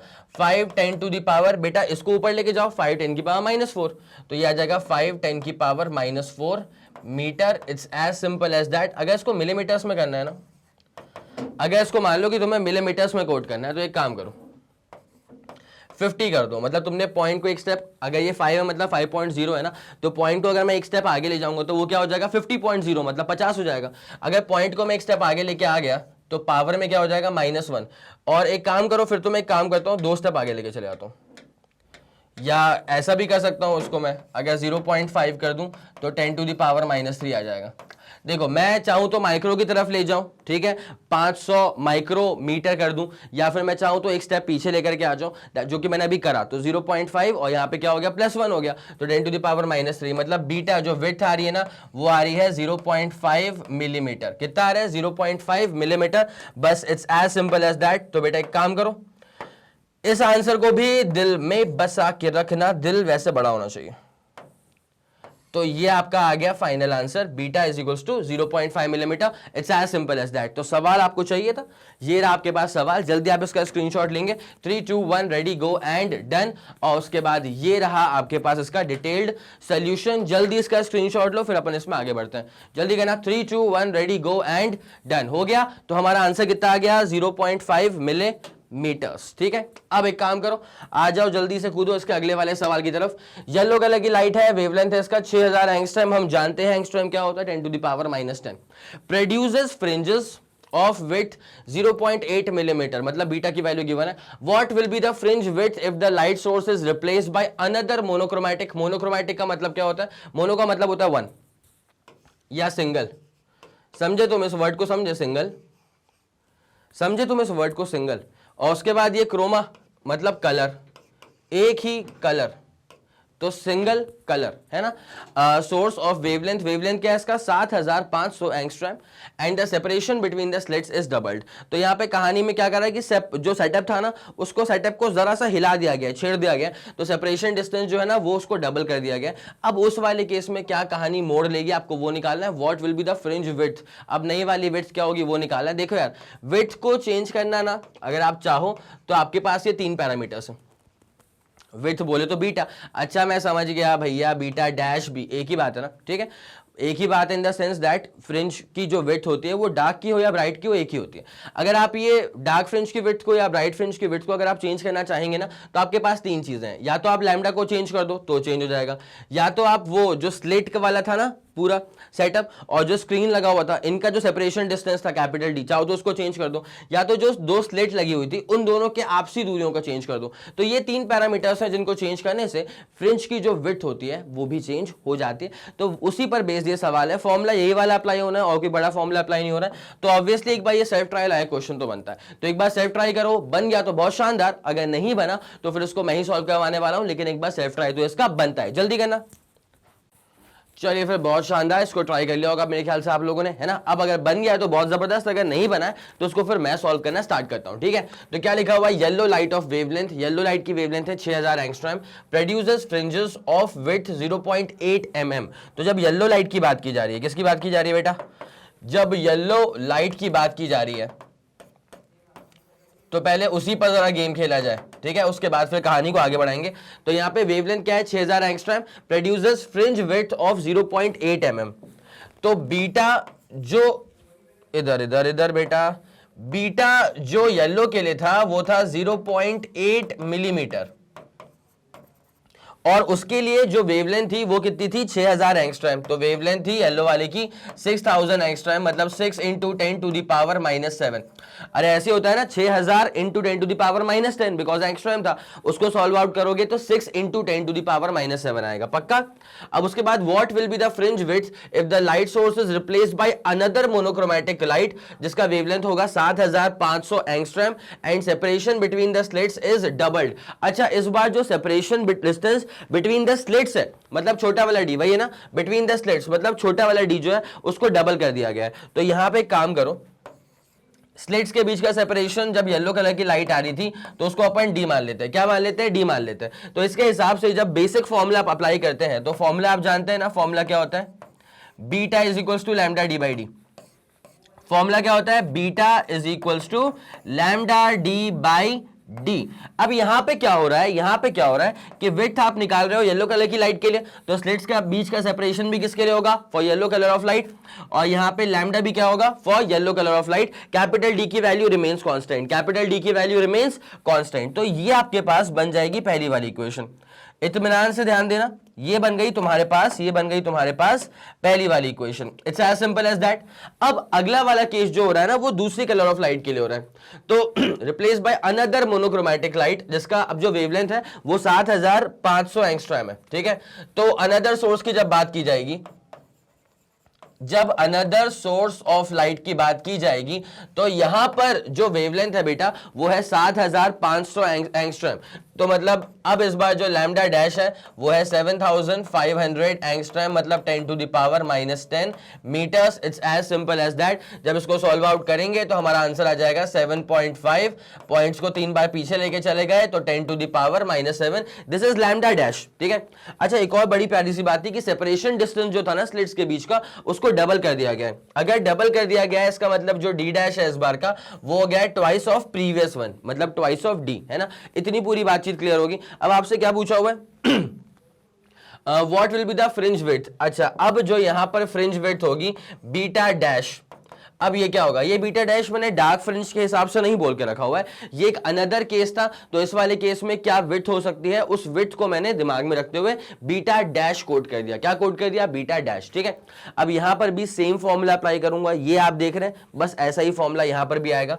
Now beta dash is equals to क्या हो जाएगा, लैम्डा डैश डी बाई, अच्छा जी डी डैश आता है यहाँ पे क्या आता है, डी डैश आता, ठीक है। अच्छा, डी डैश कितना हो चुका है, तो ट्वाइस ऑफ डी हो चुका है ना। तो यहाँ पे आप लिख दीजिएगा beta dash is equals to lambda dash D upon नीचे क्या आ जाएगा, ट्वाइस ऑफ डी, नीचे क्या आ जाएगा, ट्वाइस ऑफ डी। तो ये बन जाएगी आपके पास सेकंड वाली इक्वेशन। क्या बन जाएगी अपने पास, ये बन जाएगी सेकंड वाली इक्वेशन। अब बस ये बनता है कि आपको निकालना है बीटा डैश। क्या निकालना है आपको, बीटा डैश निकालना है भाई। सेकंड वाली को डिवाइड मार दो पहली वाली से, आपका मिल जाएगा बीटा डैश। आया आपको समझ। तो एक काम करता हूं, पहले जरा इसको सेपरेशन दे दिया जाए ताकि आप लोग भी बड़े प्यार से तरीके से इसको नोट कर पाए, ठीक है।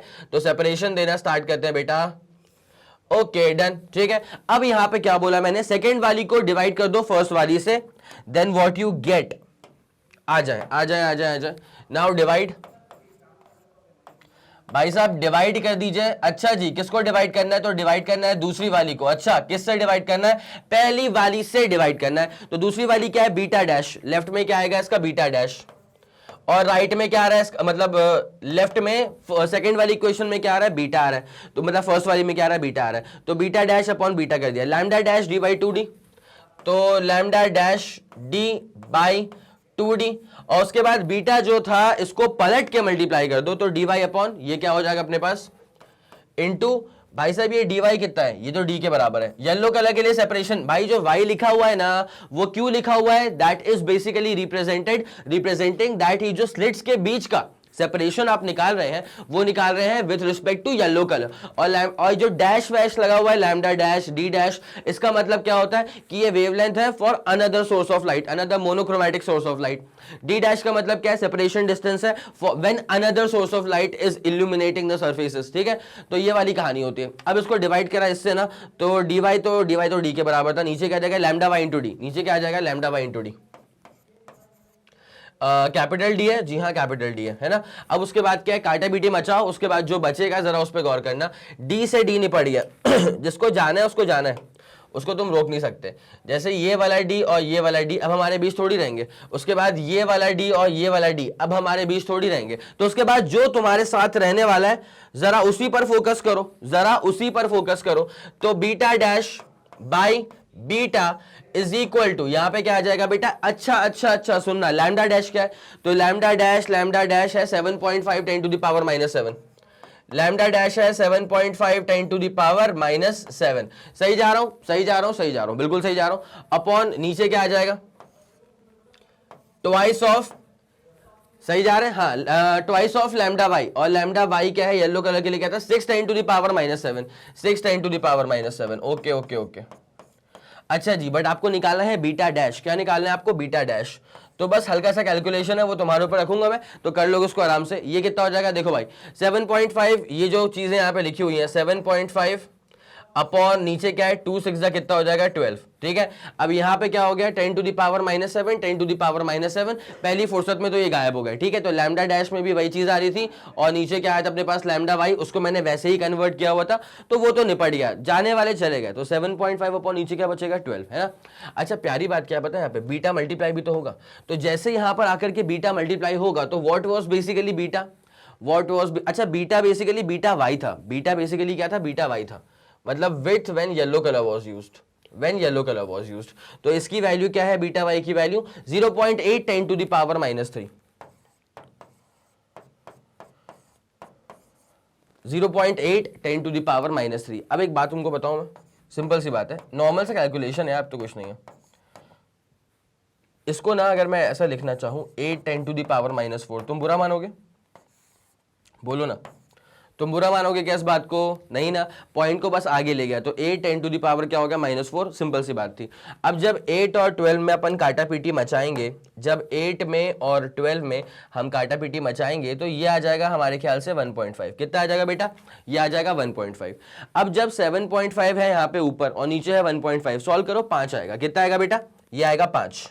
तो यहाँ जो नए वाले केस की, मतलब जब नया monochromatic source of light use किया गया था तो वहां पर जो फ्रिंजेस की विड्थ बनेगी that is nothing but beta dash, तो वो क्या हो गया 7.5 अपॉन 1.5 दैट इज 5। तो ये 5 10 टू द पावर -4 आ गया, क्या आ गया 5 10 टू द पावर -4 आ गया। It's as simple as that. आप चाहो ना तो एक काम करो, 5 मतलब क्या हो गया 5.0 हो गया, तो अगर मैं पॉइंट को एक स्टेप पीछे लेकर के आ जाऊंगा तो पावर में क्या हो जाएगा +1 हो जाएगा, ठीक है। तो यहां पे आप इसको सीधे कह सकते हैं that is beta dash is equal to, एक पॉइंट पीछे लेके आ जाओ तो 0.5 और ये आ जाएगा 10 टू द पावर -3 मीटर। अब एक बड़ी प्यारी सी स्टेप मैं आपको यहां बता रहा हूं, 0.5 10 टू द पावर -3 का मतलब होता है मिली, 10 टू द पावर -3 का मतलब क्या होता है मिली। तो बीटा डैश नए वाले केस का जो फ्रिंजेस का विड्थ है वो आ जाएगा 0.5 millimetre. It's as simple as that, 0.5 millimetre. बस तुम्हारा आंसर जो था वो यहां पे डन हो चुका है। तो बस इस आंसर को, अप्रोच को दिल में बसा के रखना और ये आ गया आपका आंसर डन, ठीक है। तो ऑब्वियसली आपको उसका स्क्रीनशॉट लेना होगा सवाल का, तो सवाल का स्क्रीनशॉट जल्दी ले लो, 3 2 1 रेडी गो एंड डन। बहुत बढ़िया। अब उसके बाद फिर आपके पास ये रहा आपका पूरा का पूरा डिटेल्ड सॉल्यूशन। तो जल्दी आप जरा इसका स्क्रीनशॉट लीजिए, उसके बाद कहानी को आगे बढ़ाते हैं, जल्दी करिएगा प्लीज। चलो ठीक है, बहुत बढ़िया, इसको नोट कर लिया होगा आप लोगों ने मेरे ख्याल में, है ना, पूरा समझ में आप लोग को आ भी गया होगा। अब इसे गायब किया जाएगा और आपको लेके चलते हैं इसके अगले वाले सवाल की तरफ, ठीक है। इसका अगला वाला सवाल क्वेश्चन नंबर 7 आपसे क्या बोलना चाह रहा है, तो यहाँ पे the fringe width in YDSC is 2.4 10 to the power -4 metre when red light of wavelength 6400 angstrom is being used. Okay okay okay, तो यहाँ पे क्या है विड्थ कितनी है बेटा 2.4 10 टू द पावर -4। अभी कर लेते हैं इसको, आ जाओ सोल्यूशन पे आ जाओ। जब यहां पे बात की जा रही है रेड कलर ऑफ लाइट की, जब यहां पे बात की जा रही है रेड कलर ऑफ लाइट की, तो जो फ्रिंजेस की विड्थ है वो है 2.4 10 टू द पावर -4, तो इसको बीटा 1 बोल देता हूं मैं। तो ये कितना है 2.4 10 टू द पावर -4 मीटर। ये इतनी सी बात है, ये विड्थ तब है जब रेड कलर की लाइट हम यूज कर रहे हैं, और जब रेड कलर की लाइट यूज करेंगे उसका वेवलेंथ कितना है 6400 एंगस्ट्रॉम। तो इसका जो लैम्डा 1 है वो है 6400 10 to the power -10, 6400 10 to the power -10 metre. It's as simple as that. अब जरा एक काम करना, सुनना अच्छे से, अगर आप बेसिक फॉर्मूला अप्लाई करें, ठीक है, now according to the formula beta जो होता है ना वो होता है lambda D by D. Beta क्या होता है लैम्डा डी बाई डी। अगर यहाँ पे बीटा 1 है मतलब रेड वाले केस का, तो लैम्डा पहले वाले केस का 6400 एंगस्ट्रॉम। उसके बाद सेपरेशन डिस्टेंस के बारे में कोई जानकारी है क्या यहाँ पे? नहीं है। Bye how much will it change, मतलब विड्थ कितने अमाउंट से चेंज होगा if blue light of wavelength this much is being used। Okay okay okay, मतलब फ्रिंज के बीच में क्या सेपरेशन आ रहा है, क्या चेंजेस आ रहे हैं, बस वो निकालना है आपको। तो एक काम किया जाए, यहाँ पे ना सारी वैल्यूज अगर मैं भर दूं तो मुझे d बाई डी जो है वो तो एटलीस्ट मिल सकता है, ये रेशियो मिल सकता है। d बाई डी क्या हो जाएगा beta 1 by lambda 1, beta 1 by lambda 1। क्या हम सही जा रहे हैं? तो d बाई डी क्या हो जाएगा बीटा 1 बाई लैम्डा 1। अब ये बीटा 1 की वैल्यू कितनी आ रही है? ये आ रही है 2.4 10 टू द पावर -4, ये आ रहा है बीटा 1 अपॉन लैम्डा 1 क्या आ रहा है 6400 एंगस्ट्रॉम। इसका मतलब 64 10 टू द पावर -8, सही जा रहा हूं, 64 10 to the power -8। It's as simple as that. अभी तक की कहानी मेरे ख्याल से पूरी आपको क्लियर समझ में आ रही होगी। ये वाली कहानी अभी यहां तक पहुंची थी, ठीक है। ये आ गया डी बाई डी। अब एक काम करो, इसको अभी रखो यार, नीड पड़ेगा तो अपन देखेंगे इसके बारे में क्या किया जा सकता है, लेकिन अभी तो ऐसी कुछ जरूरत मेरे को नजर नहीं आ रही है। अब क्या था कि अगले वाले केस की बात की जाए, यहां तक हम पहुंच चुके हैं, बाकी नॉर्मल सोल्यूशन है उसको सॉल्व कर लिया जाएगा, उसको लेके तुम लोड बिल्कुल मत लो। अब यहां पे क्या हो रहा है, bye how much will it change if red colour, if blue light of wavelength 4000 angstrom is used. तो अब ब्लू वाले की बात कर लेते हैं। अब आ रहा है ब्लू कलर, लिख रहा हूं लेकिन ग्रीन से। तो ब्लू कलर ऑफ लाइट की जब बात की जाएगी तो इसका जो वेवलेंथ था λ2 बोल देंगे इसको, तो ये आ रहा है 4000 एंगस्ट्रॉम। क्या आ रहा है ये 4000 एंगस्ट्रॉम, मतलब ये आ जाएगा λ2 जो है ये आ जाएगा 4 × 10 टू द पावर -7 मीटर। ये कितना आ जाएगा 4 × 10 to the power -7 metre. It's as simple as that. Now how much will it change if blue, हाँ ठीक है, मतलब बीटा डैश निकाल लें, एक बार निकाल लें बीटा डैश या बीटा 2 निकाल लेते हैं। तो नाउ जब बीटा 2 आप निकालेंगे ना तो ये आ जाएगा आपके पास λ2 डी बाई डी। ये आपके पास क्या आ जाएगा λ2 डी बाई डी। अब उसके बाद बस सारी की सारी वैल्यूज भरना शुरू करो। λ2 मतलब अब ये नए वाले केस में क्या वेवलेंथ है, तो 4000 एंगस्ट्रॉम तो देके रखा हुआ है, मतलब 4 × 10 to the power -7। Okay done, 4 × 10 to the power -7 into D by D का जो रेशियो है, डी बाई डी का जो रेशियो है वो तो भैया यहां से आ ही चुका है ना, इंपॉर्टेंट इक्वेशन है ये भी काफी ज्यादा। तो डी बाई डी का रेशियो आ गया। इसको मैं ऐसा करूं क्या, 24 10 टू द पावर -5, ठीक है। तो ये कितना आ जाएगा 24 10 टू द पावर -5, सही जा रहा हूं। अपॉन नीचे क्या है 64 10 टू द पावर, नीचे क्या है 64 10 टू द पावर -8, तो 64 10 टू द पावर -8, ठीक है। मेरे ख्याल से यहां तक की कहानी आपको क्लियरली समझ में आ रही होगी। अब एक काम किया जाएगा बेटा, तुरंत से मैं जरा ध्यान देना, 4 से अगर निपटाऊंगा ना 64 को तो ये निपट जाएगा 16 से। जब इसको निपटाऊंगा तो ये निपट जाएगा कितने से, 16 से निपट जाएगा। तो ये नंबर वाला तो खेल हो गया, 16 से गया। 16 को 1.5 से मल्टीप्लाई करूंगा, 16 को 1.5 से मल्टीप्लाई करूंगा तो आ जाएगा 24। कितना आ जाएगा 24। तो इसके लिहाज से जो बीटा 2 बचेगा, अगले वाले केस का जो विड्थ बचेगा, पहले वाले केस में विड्थ कितना आ गया था बेटा, ये लिखा हुआ है पहले वाले केस का विड्थ, फ्रिंजेस का विड्थ पहले वाले केस का ये लिखा हुआ है बीटा 1। अब निकाल रहे हैं बीटा 2, तो ये कितना आ जाएगा, ये था 1.5 इनटू पावर्स में खेल लो बेटा, -7 -5 कितना हो जाएगा -12, कितना हो जाएगा -12 प्लस 8 करोगे तो -4 बचेगा। तो ये कितना आ जाएगा 1.5 10 टू द पावर -4, कितना आ गया 1.5 10 टू द पावर -4, और पहले कितना था, ये था 2.4 10 to the power -4। Powers same चल रहे हैं, ठीक है, पावर्स में तो कोई दिक्कत हमको नजर नहीं आ रही। अब आपसे ये पूछा हुआ था कि व्हाट इज द चेंज, पूछा हुआ है किन टर्म्स में बात करी गई है वो देख लिया जाए। By how much will it change, तो change in the fringe width आपको अगर निकालना है अब, तो उसको मैं जरा पहले सेपरेशन दे दूं ताकि आपके लिए इसको नोट करना आसान रहे, है ना। तो अब जब इसमें ये पूछा है कि how much will the fringe width change, तो पहले कितना था 2.4, बाद में कितना हो गया 1.5, मतलब कम हो गया बेसिकली। तो उसको लिख दिया जाए कि change in the fringe width,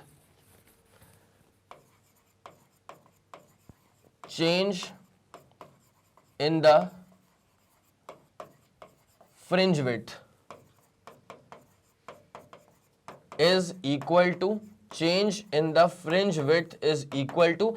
अब भाई साहब ये चेंज कितने का हो रहा है, ये चेंज कितने का आएगा, तो एक काम करो ना, यहां बीटा 1 माइनस बीटा 2 कर दो, बस इतनी सी बात है।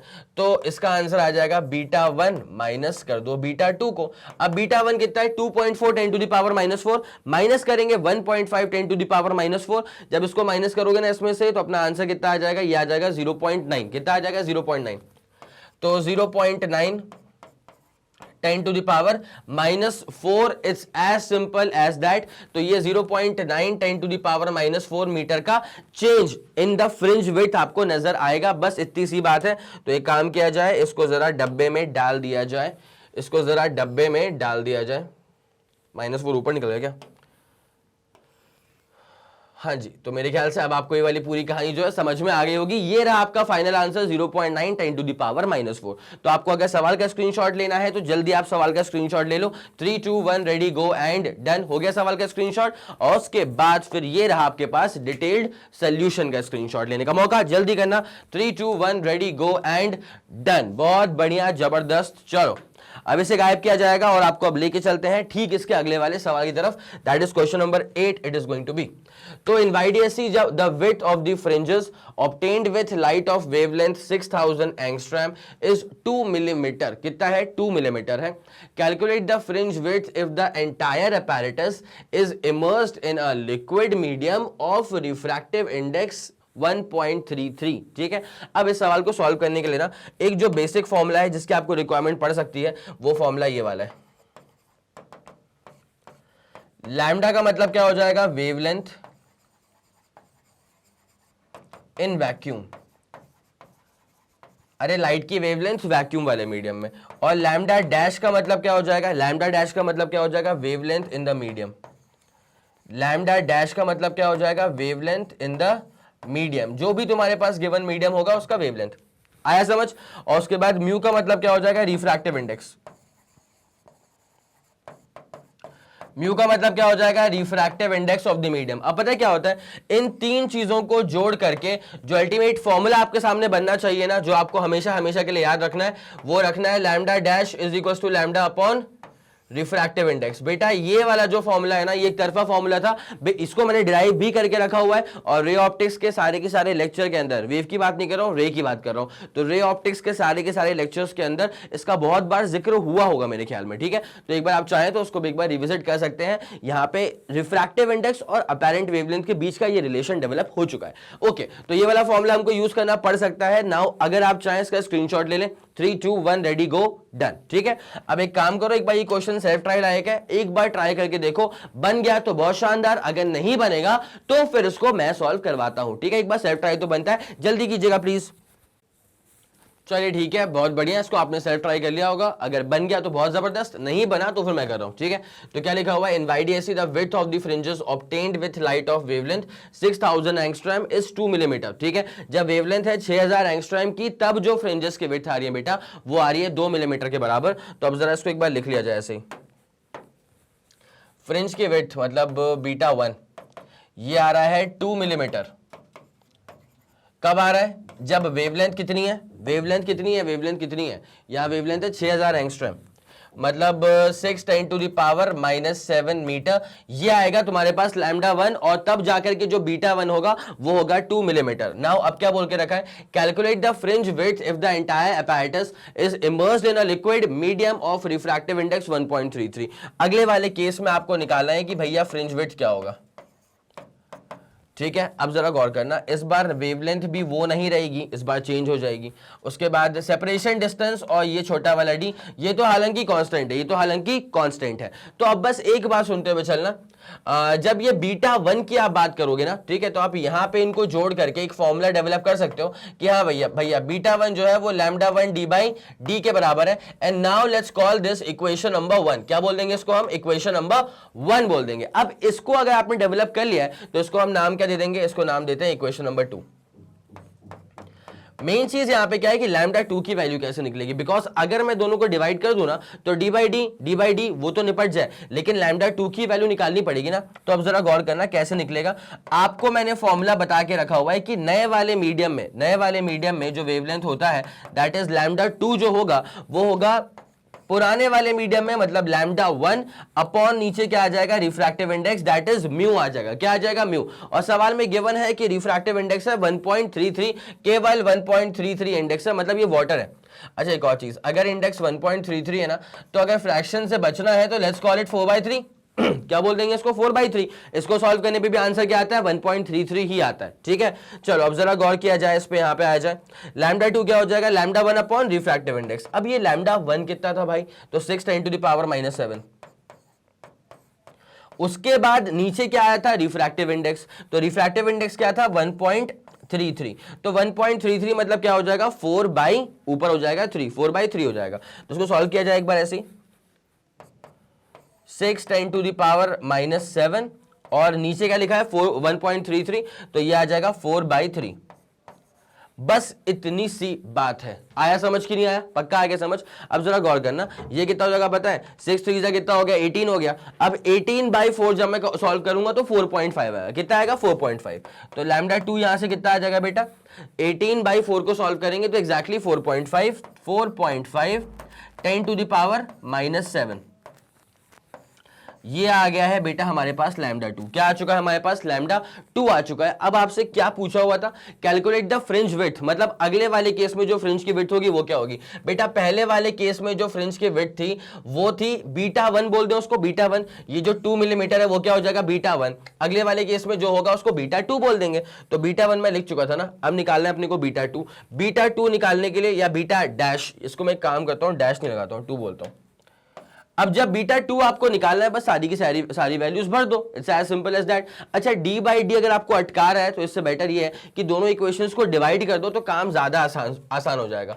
तो जैसे हम इसको डिवाइड कर देंगे ना, किसको डिवाइड कर देंगे? दूसरे वाले इक्वेशन को पहले वाले इक्वेशन से, ठीक है? तो हमें क्या मिलने वाला है? β2/β1। क्या मिलने वाला है? β2/β1 इज इक्वल्स टू, ओके, β2 तुम्हारे पास क्या है? Lambda 2 d/d, lambda 2 d/d। अब एक काम करो, β1 जो तुम्हें दिखाई दे रहा है बस इसको डिवाइड करना है, मतलब पलट के मल्टीप्लाई करना है। तो क्या हो जाएगा? d/λ1 times d। क्या हो जाएगा? d/λ1 times d। मेरे ख्याल से इतनी पूरी कहानी अब तुम्हें क्लियर होगी, है ना? अब बस सारी की सारी वैल्यूज को भर दो, उसके बाद तुम्हारा आंसर जो है वो तुम्हारे समक्ष प्रस्तुत हो जाएगा। अब ये कैसे होगा बेटा? जरा गौर किया जाए। देखो, β2 भाई जाने वाले को तो कोई रोक नहीं सकता, ठीक है? जैसे कि अब ये d और ये d हमारे बीच नहीं रहे, ये वाला d भी हमारे बीच अब नहीं रहा, तो यहां पे क्या बचेगा पता है ना? यहां बचेगा λ2/λ1 इंटू क्या बचेगा? इंटू बचेगा β1। उसके बाद नॉर्मल से कैलकुलेशन होगा तो वो तुम्हारे ऊपर भी मैं छोड़ सकता हूं। तो λ2 कितना था भैया? λ2 निकाल लिया था 4.5 10⁻⁻7। क्या आ गया था? 4.5 10⁻⁻7 अपॉन नीचे क्या है बेटा? λ1। और λ1 कितना? λ1 कहां है? λ1 ये रहा 6 10⁻⁻7। क्या था? 6 10⁻⁻7 इंटू जरा करना β1 के साथ, और β1 कितना आ रहा है? 2 10⁻3। कितना आ रहा है? 2 10⁻3। मेरे ख्याल से यहां तक की पूरी कहानी आपको जो है वो पूरी क्लियर होगी। अब जरा गौर किया जाए, वापस से काटा पीटी मचाओ, जिसको जाना है उसको जाना है। जैसे कि अब ये 2 3 ठीक है, 2 3 हो गया। अब क्या होगा? 4.5/3 हो जाएगा। तो 4.5/3 को जब आप सॉल्व करेंगे ना, 4.5/3 को आप सॉल्व करेंगे ना, तो β2 जो है देखो कितना आएगा? ये आ जाएगा 1.5। उसके बाद 10⁻⁻7 10⁻⁻7 तो हमारे बीच अब रहेंगे नहीं, तो क्या हो जाएगा तुम्हारे पास? 1.5, ये तो निपट गया 10⁻⁻3 10⁻⁻3 मीटर। इसका मतलब आपका जो आंसर आ जाएगा वो सिंपल तौर पे आप कह सकते हैं कि 1.5 millimetre is what your answer is, ठीक है? तो अब जो विड्थ आने वाली है ना इस अलग तरह के मीडियम के अंदर, तो वो आने वाली है 1.5 millimetre. It's as simple as that. मेरे ख्याल से आपको ये वाली जो पूरी कहानी है वो अच्छे से क्लियर हो गई होगी, पूरी कहानी समझ में अच्छे से आ रही होगी। क्या बोलते हो? पक्का डन है, क्लियर है? ठीक है, तो एक काम करो, 1.5 मिलीमीटर जो आंसर। आपको सवाल का स्क्रीनशॉट चाहिए था क्या? शायद आप सवाल का स्क्रीनशॉट ले चुके थे। आप एक काम करो, जल्दी से आंसर का स्क्रीनशॉट लो, उसके बाद फिर हम कहानी को आगे बढ़ाते हैं। जल्दी करना प्लीज। चलिए, बहुत बढ़िया, इसको नोट कर लिया होगा आप लोगों ने, ठीक है? अब इसे गायब किया जाएगा और बिना समय लगाए आपको लेके चलते हैं इसके अगले वाले क्वेश्चन की तरफ। Question number 8 is done. अब आ चुके हैं हम क्वेश्चन नंबर 9 के ऊपर, ठीक है? ध्यान देना इत्मीनान से। सवाल जरा सा लंबा लग रहा है, लेकिन जो इसके कीवर्ड्स है ना, बस उसको पकड़ते हुए चलना, तो ये सवाल लिटरली बड़े आराम से सॉल्व हो जाएगा। जरा गौर करो, साथ साथ चलो। In YDSC using light of wavelength 400 nanometre, इसका मतलब क्या है? सोल्यूशन पे आ जाओ भैया। इत्मीनान से पहले ये समझो कि जो पहले वाले केस का वेवलेंथ है वो है 400 नैनोमीटर। इसका मतलब अगर इसे कन्वर्ट किया जाएगा तो 400 10⁻⁻9, तो ये आ जाएगा 4 10⁻⁻7 मीटर। आया समझ के नहीं आया? पक्का। ये था λ1। उसके बाद क्या बोला जा रहा है कि ऐसे वाले केस में जो फ्रिंज की विड्थ बन रही है ना वो x की बन रही है, तो जो interference fringes of width x are obtained. इस वाले केस में जो इंटरफ्रेंस फ्रिंजेस बन रही हैं इसका मतलब बीटा वन बोल दो उसकी विड्थ को। तो वो सवाल के अकॉर्डिंग जो टर्म यूज करा गया है वो करा गया है कि x उसकी विड्थ है। किसकी विड्थ है? पहले वाले केस में जो फ्रिंज की विड्थ है वो x है, ठीक है। अब उसके बाद क्या बोला गया? The wavelength of light is increase to 600 nanometre. अब जो वेवलेंथ है उसको बढ़ा दिया गया है, बढ़ा करके 600 नैनोमीटर के बराबर कर दिया गया है इस बार वेवलेंथ को। And the separation distance between the slits is halved. जो स्लिट्स के बीच की सेपरेशन डिस्टेंस थी दैट इज d, अब उसको हाफ कर दिया गया है, दैट इज d/2 कर दिया गया है। ये सवाल के अकॉर्डिंग ऐसा हो रहा है, दो चीजें हो चुकी हैं। वेवलेंथ बन गया है 600 नैनोमीटर और उसके बाद जो स्लिट्स के बीच का सेपरेशन था वो हाफ कर दिया गया है, दैट इज d/2 कर दिया गया है। अब क्या बोला जा रहा है? If we want fringe width on the screen to be the same, अगर हम ये चाहते हैं कि दोनों ही केसेस में जो फ्रिंजेस की विड्थ बन रही है, मतलब बीटा वन और बीटा टू, मतलब बीटा वन मैं इसलिए टर्म यूज कर रहा हूं बिकॉज वो पहले वाले केस का है जब वेवलेंथ था 400 नैनोमीटर, बीटा टू मतलब फ्रिंज की विड्थ दूसरे वाले केस में जब तुम्हारे पास वेवलेंथ था कितना, 600 नैनोमीटर, ठीक है।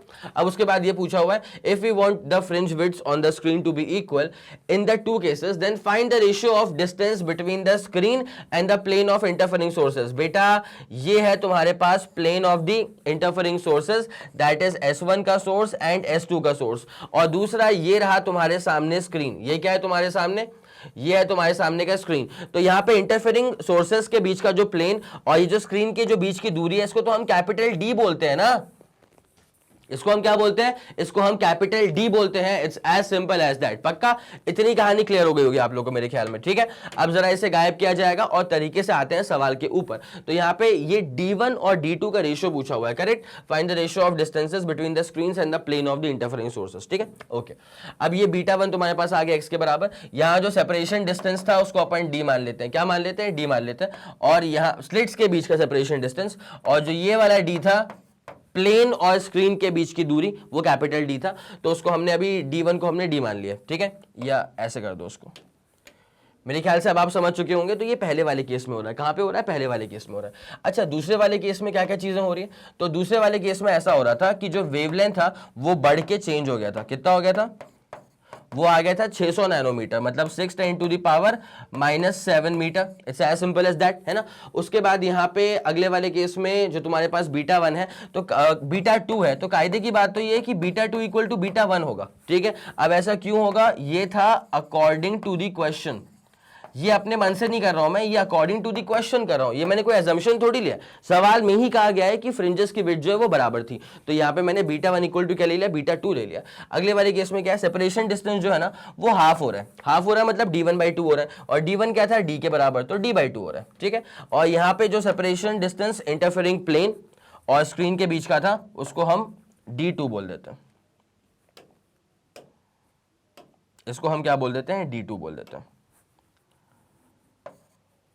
ओके। अब जरा गौर करते हुए चलेगा अच्छे से। आपको D1 और D2 का रेशियो निकालना है। क्या निकालना है आपको? D1 और D2 का रेशियो निकालना है। तो पहले एक काम करो, जरा यहाँ पे आ जाओ, इत्मीनान से जरा यहाँ पे आ जाओ। तो हम लोग जैसे कि जानते हैं कि बेसिक फॉर्मूला क्या होता है। बेसिक फॉर्मूला होता है beta is equals to lambda D/D। सही जा रहा हूं? बेसिक फॉर्मूला क्या होता है? Beta is equals to lambda D/D। अगर पहले वाले केस की बात करेंगे तो बीटा वन, जहां पे लैम्डा वन था, D1 था, और ये जो छोटा वाला D1 होगा ना वो एक्जैक्टली किसके बराबर था? हमने D मान लिया, बिकॉज अगले वाले केस में उसका आधा हो जाएगा। तो यहाँ पे हमने मान लिया D। इतनी पूरी बात आपको समझ में आ गई है? श्योर हो आप इस बात को लेकर के? अब यहाँ पे क्या होता है बेटा? आपको D1 निकालना है। यहाँ से क्या निकालना है आपको? यहाँ से D1। तो D1 आपके पास क्या आ जाएगा? Beta one D/ lambda one. यह आ गया आपके पास D1। Now this is your equation number one. This is your equation number one, ठीक है। अब सिमिलरली अब जब आप आगे बढ़ेंगे तो आपको समझ में आएगा कि जब आप बीटा टू निकालेंगे तो ये क्या हो जाएगा पता है ना? Lambda two D/D। और ऑब्वियसली इस बार ये दूसरा वाला केस है तो ये D क्या हो जाएगा? D2 हो जाएगा। और यहां पे जो छोटा वाला D है वो भी क्या हो जाएगा? D2 हो जाएगा। अब आपको पता होना चाहिए कि सवाल में गिवन था कि स्लिट्स के बीच का सेपरेशन डिस्टेंस जो था ना उसको हाफ कर दिया गया है, मतलब वो D/2 हो चुका है, ठीक है। तो इसके लिहाज से मैं इसको सिंपल कह सकता हूं beta two is equal to lambda two. अब ये D2 क्या हो चुका है? D2 हो चुका है D1/2, ठीक है। अब D1 क्या था? D के बराबर था, तो D/2 मतलब ऐसी कुछ कहानी आ रही है बीटा टू की। किसकी आ रही है? Beta two. बट मुझे रेशियो चाहिए D1/D2 का। तो यहां से जब मैं D2 निकालूंगा ना बेटा तो ये आ जाएगा beta two D/2 lambda two. Beta two D upon twice of lambda two, और ये रहा पहली वाली इक्वेशन, ठीक है। तो ये बन गई आपके पास इक्वेशन नंबर 2। अब बस आपको क्या करना था, आपको बस इसका रेशियो निकालना है। क्या निकालना है आपको, बस इसका रेशियो निकालना है d1/d2 का। तो एक काम करा जाए, पहले जरा इसमें सेपरेशन लगाया जाए। क्या लगाया जाए इसमें, सेपरेशन, और उसके बाद फिर कहानी को हम जो है आगे लेकर के चलने वाले हैं। अब जरा गौर करना, सेकंड वाली इक्वेशन को डिवाइड मार दो फर्स्ट वाली इक्वेशन से, काम तुम्हारा वहीं पे सॉर्टेड हो जाएगा। तो जैसे आप इसको डिवाइड मारेंगे, वही तो पूछा हुआ है, तो जैसे आप डिवाइड मारेंगे सेकंड वाली इक्वेशन को फर्स्ट वाली इक्वेशन से, या फर्स्ट को सेकंड से मार दो, कोई दिक्कत नहीं है। अरे what ever you feel like यार, फर्स्ट वाली को मार दो सेकंड वाली से, जो भी तुमको सही लगे तुम वैसा कर सकते हो। तो यहाँ पे क्या होने वाला है, d1/d2 तुम्हारा आने वाला है। क्या आने वाला है, d1/d2, बिकॉज हमने फर्स्ट को डिवाइड करा है सेकंड से। तो यहाँ पे क्या हो जाएगा भाई, β1 d। अच्छा एक और चीज, बड़ी प्यारी चीज, β1 और β2 वो दोनों बराबर थे। सवाल में गिवन था ना कि β1 और β2 जो है वो दोनों बराबर है, फ्रिंजेस की विड्थ दोनों ही केसेस में बराबर आ रही है, वो अकॉर्डिंग टू द क्वेश्चन था। तो मैं एक काम करता हूं, अभी के लिए मैं इसको β1 d/λ1 लिख तो रहा हूं, बट तुमको मैं याद दिलाता रहूंगा कि दोनों बराबर है, कट जाएंगे। अपॉन करना है d2, तो ये पलट के multiply, twice of λ2, twice of λ2 upon नीचे क्या हो जाएगा, β2 इंटू डी। क्या हो जाएगा, β2 इंटू डी।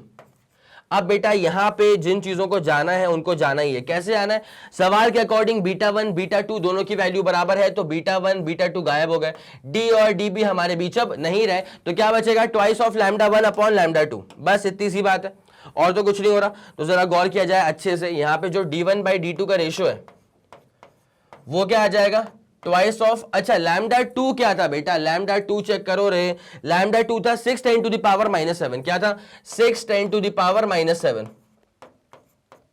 अपॉन नीचे क्या लिखा हुआ है, नीचे लिखा हुआ है λ1, और λ1 क्या है, 4 10 टू द पावर -7। क्या है, 4 10 टू द पावर -7। बस काम खत्म है, 4 10 टू द पावर -7। जैसे आप इसको सॉल्व आउट करेंगे तो d1/d2 आपके पास जो आने वाला है वो क्या आने वाला है भाई साहब, ये कितना हो जाएगा, 3। कितना हो जाएगा, 3, और उसके बाद तो फिर कुछ भी नहीं रहा, तो 3/1। इसका सिंपल सा मतलब ये हो गया कि d1/d2 का जो रेशियो है वो आ गया है 3:1। It's as simple as that. बस ये रहा आपके पास डिटेल्ड सोल्यूशन, डिटेल्ड आंसर आपको पूरा का पूरा यहां पे दे दिया गया है। तो इस आंसर को भी दिल में बस के रखना, ठीक है। आया समझ के नहीं आया, पक्का। अगर आपको सवाल का स्क्रीनशॉट चाहिए तो आप कायदे से यहां पे सवाल का स्क्रीनशॉट ले सकते हैं। वो मैं इसलिए भी कह रहा हूं बिकॉज सवाल यहां पे लिटरली काफी लंबा सा है, ठीक है। हो गया, अब उसके बाद फिर आ जाओ इसके डिटेल्ड सोल्यूशन के ऊपर, जल्दी इसका स्क्रीनशॉट लेना। उसके बाद फिर हम कहानी को जो है आगे बढ़ाने वाले हैं। 3 2 1 रेडी गो डन। हो गया, चलिए ठीक है, बहुत बढ़िया। अब एक काम करा जाए, इसको निपटाया जाए और उसके बाद फिर हम बढ़ते हैं इसके अगले वाले सवाल की तरफ, ठीक है, जो कि हमारा लास्ट क्वेश्चन होने वाला है। तो बेटा पूरी जान लगा दो लास्ट वाले क्वेश्चन के ऊपर। क्या लिखा हुआ है, the two slits in YDSC are separated by a distance of 0.03 millimetre. ठीक है भाई, जनता जानती है, दुनिया जानती है कि मिलीमीटर में m जो है ये है 10 टू द पावर -3 वाला मिली, और ये वाला जो है ये मीटर है। कई बार लोगों को मैंने यहां पे भी गलती करते हुए देखा है, ठीक है। सो प्लीज बी अटेंटिव, ठीक है। अब उसके बाद क्या है यहाँ पे, व्हेन, अच्छा यहाँ पे क्या था कि सेपरेशन डिस्टेंस जो था वो था 0.03 millimetre. When light of wavelength 5000 angstrom falls on the slits and interference pattern is produced on the screen which is 1.5 metre away, मतलब ये कैपिटल डी है। Find the distance of fourth bright fringe from the central maxima। Formula based question है जरा सा, तो एक बार ये self try लायक question है, एक बार सेल्फ ट्राई करो। बन गया तो बहुत शानदार, अगर नहीं बनता है तो फिर इसको मैं सॉल्व करवाता हूं। जल्दी ट्राई करना। चलिए फिर, बहुत शानदार। देख लिया होगा आप लोगों ने सवाल को, अब जरा इसका डिटेल्ड सोल्यूशन भी देख लो। तो क्या लिखा हुआ है, the two slits in YDSC, भाई डेटा पकड़ो, आगे बढ़ो, ठीक है। The two slits in YDSC are separated by distance of 0.03 millimetre. इसका मतलब ये है, सॉल्यूशन पे आ गए। छोटा वाला d जो है ना वो है 0.3 मिलीमीटर, वही लिखा हुआ था 0.03 मिलीमीटर था, ठीक है। तो 0.03 मिलीमीटर। अब जरा इसको जरा गौर करना, पॉइंट को आगे लेके आ जाओ तो ये आ जाएगा 3 इंटू 10 टू द पावर आ जाएगा -5 मीटर। क्या हम सही जा रहे हैं? बिल्कुल सटीक जा रहे हैं, बिकॉज क्या होता है, पॉइंट को आगे लेके आया 10 टू द पावर -2, मिली का मतलब क्या था 10 टू द पावर -3, तो 10 to the power -2 10 to the power -3 कितना हो गया 10 टू द पावर -5, तो बस 3 इंटू 10 टू द पावर -5 ये तुम्हारे पास क्या है, वो दो स्लिट्स के बीच का सेपरेशन डिस्टेंस है। उसके बाद क्या हो रहा है, व्हेन लाइट ऑफ वेवलेंथ 5000 एंगस्ट्रैम, मतलब जो वेवलेंथ है लाइट की वो है 5000 एंगस्ट्रैम, मतलब 5000 10 टू द पावर -10 मीटर होता, उसको सॉल्व आउट करेंगे तो 5 10 टू द पावर -7 मीटर्स आ जाएगा। बस इतनी सी बात है। अब उसके बाद क्या हो रहा है, on the slits an interference pattern is produced on the screen which is 1.5 metre away. ठीक है, मतलब यहां पे क्या होता है बेटा, ये जो अपने पास स्लिट्स वाला प्लेन था, स्लेट्स वाला प्लेन जो था, स्लेट्स मतलब S1 और S2 वाली स्लेट, तो स्लेट वाला प्लेन और स्क्रीन के बीच का जो सेपरेशन डिस्टेंस था वो था केवल 1.5 मीटर। कितना था? 1.5 मीटर। तो यहां पे भी वही तो गिवन था कि जो कैपिटल D है इसकी वैल्यू क्या है, 1.5 मीटर। आ गया समझ में? ठीक है, अब उसके बाद क्या चीजें बोली जा रही हैं बेटा, find the distance of fourth bright fringe from the central maxima. तो सेंट्रल मैक्सिमा से फोर्थ ब्राइट फ्रिंज पूछा हुआ है, तो फोर्थ ब्राइट फ्रिंज का पोजीशन क्या होगा फ्रॉम द सेंट्रल मैक्सिमा। तो अपन चलते हैं अकॉर्डिंग टू द फॉर्मूला। अब अपन इसमें कहानी में आगे ग्रो करेंगे अकॉर्डिंग टू द फॉर्मूला। तो क्या होता है, now according to the formula, according to the formula, फॉर्मूले के हिसाब से क्या होता है, अगर आपको nth ब्राइट फ्रिंज की पोजीशन चाहिए, मैंने डैश नहीं लगाया, अगर डैश लगाऊंगा तो वो डार्क फ्रिंज वाली बातचीत हो जाएगी। ठीक है, यहां डैश नहीं है मतलब ब्राइट फ्रिंज वाली बातचीत है। तो nth ब्राइट फ्रिंज का जो फॉर्मूला होता है पोजीशन का, वो होता है n lambda d over d। क्या होता है? n lambda d over d। अब यहां पे आपसे पूछा हुआ है फोर्थ ब्राइट फ्रिंज, यहां पे आपसे क्या पूछा हुआ है, यहां पे आपसे पूछा हुआ है फोर्थ ब्राइट फ्रिंज के बारे में। ठीक है, तो नाउ the position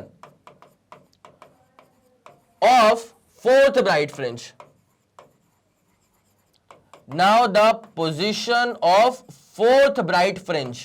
तो चौथे ब्राइट फ्रिंज की पोजीशन फ्रॉम द, कहां से, फ्रॉम द सेंट्रल मैक्सिमा। ठीक है, from the central maxima is, from the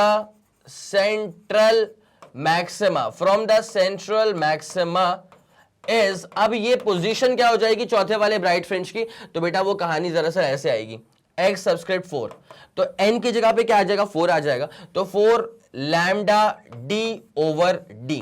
bus इतनी सी बातचीत है। तो अब जरा एक काम करा जाए, सारे के सारे वैल्यूज को जो है ना वो भर दिया जाए। तो 4 टाइम्स लैम्डा कितना आ रहा है, 4 टाइम्स भाई साहब लैम्डा कितना आ रहा है, तो लैम्डा आ रहा है 5 10 टू द पावर -7। लैम्डा कितना आ रहा है, 5 10 टू द पावर -7। उसके बाद क्या आ जाएगा, capital D upon small d। Capital D की वैल्यू कितनी आ रही है, 1.5 आ रही है, 1.5 लिख देते हैं, तो 1.5 अपॉन नीचे क्या आ जाएगा नीचे आ जाएगा स्मॉल d। अब स्मॉल d की वैल्यू क्या आ रही है, 0, अच्छा सॉल्व कर लिया इसको, 3 10 टू द पावर -5 आ रही है। कितनी आ रही है, 3 10 to the power -5, 10 to the power -5। अब देखो भाई साहब, जिसको जाना है उसको जाना है। फॉर एग्जाम्पल जरा गौर करना, 1.5 2 से निपटा दो उसको, तो ये निपट गया यहाँ पे 2 से।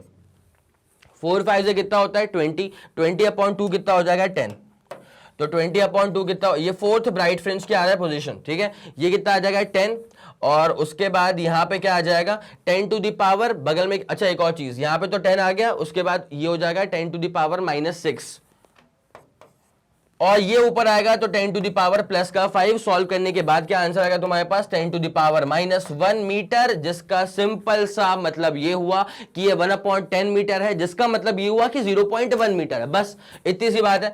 तो position of the fourth bright fringe from the central maxima, ये तुम्हारे पास कितना आ चुका है, ये आ चुका है तुम्हारे पास 0.1 मीटर। बस सब कुछ ऐसा यूनिट्स में ही हम इसको इवेल्युएट कर रहे थे, तो हमारा आंसर भी ऐसा यूनिट्स के अंदर ही आ गया। तो बस इतनी सी बात है।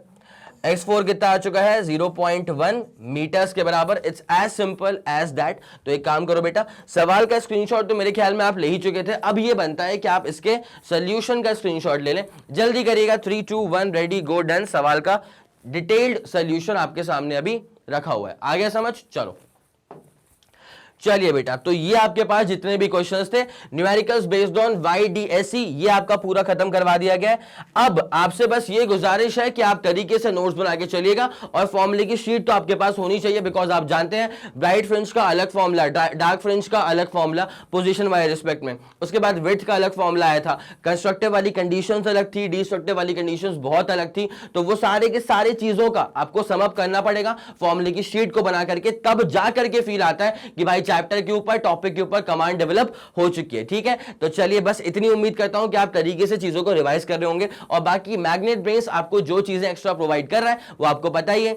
सीबीएसई का इंग्लिश मीडियम वाले कोर्सेज है as well as Hindi medium वाले कोर्सेज है, उसके बाद spoken English, CUAT, NTSC, olympiad, UP board, Bihar board और MP बोर्ड। इसके अलावा अगर आपको कोई भी एडिशनल इंफॉर्मेशन चाहिए तो आप मैग्नेट ब्रेन्स के ऑफिशियल वेबसाइट पर विजिट कर सकते हैं। ठीक है, okay, thank you so much.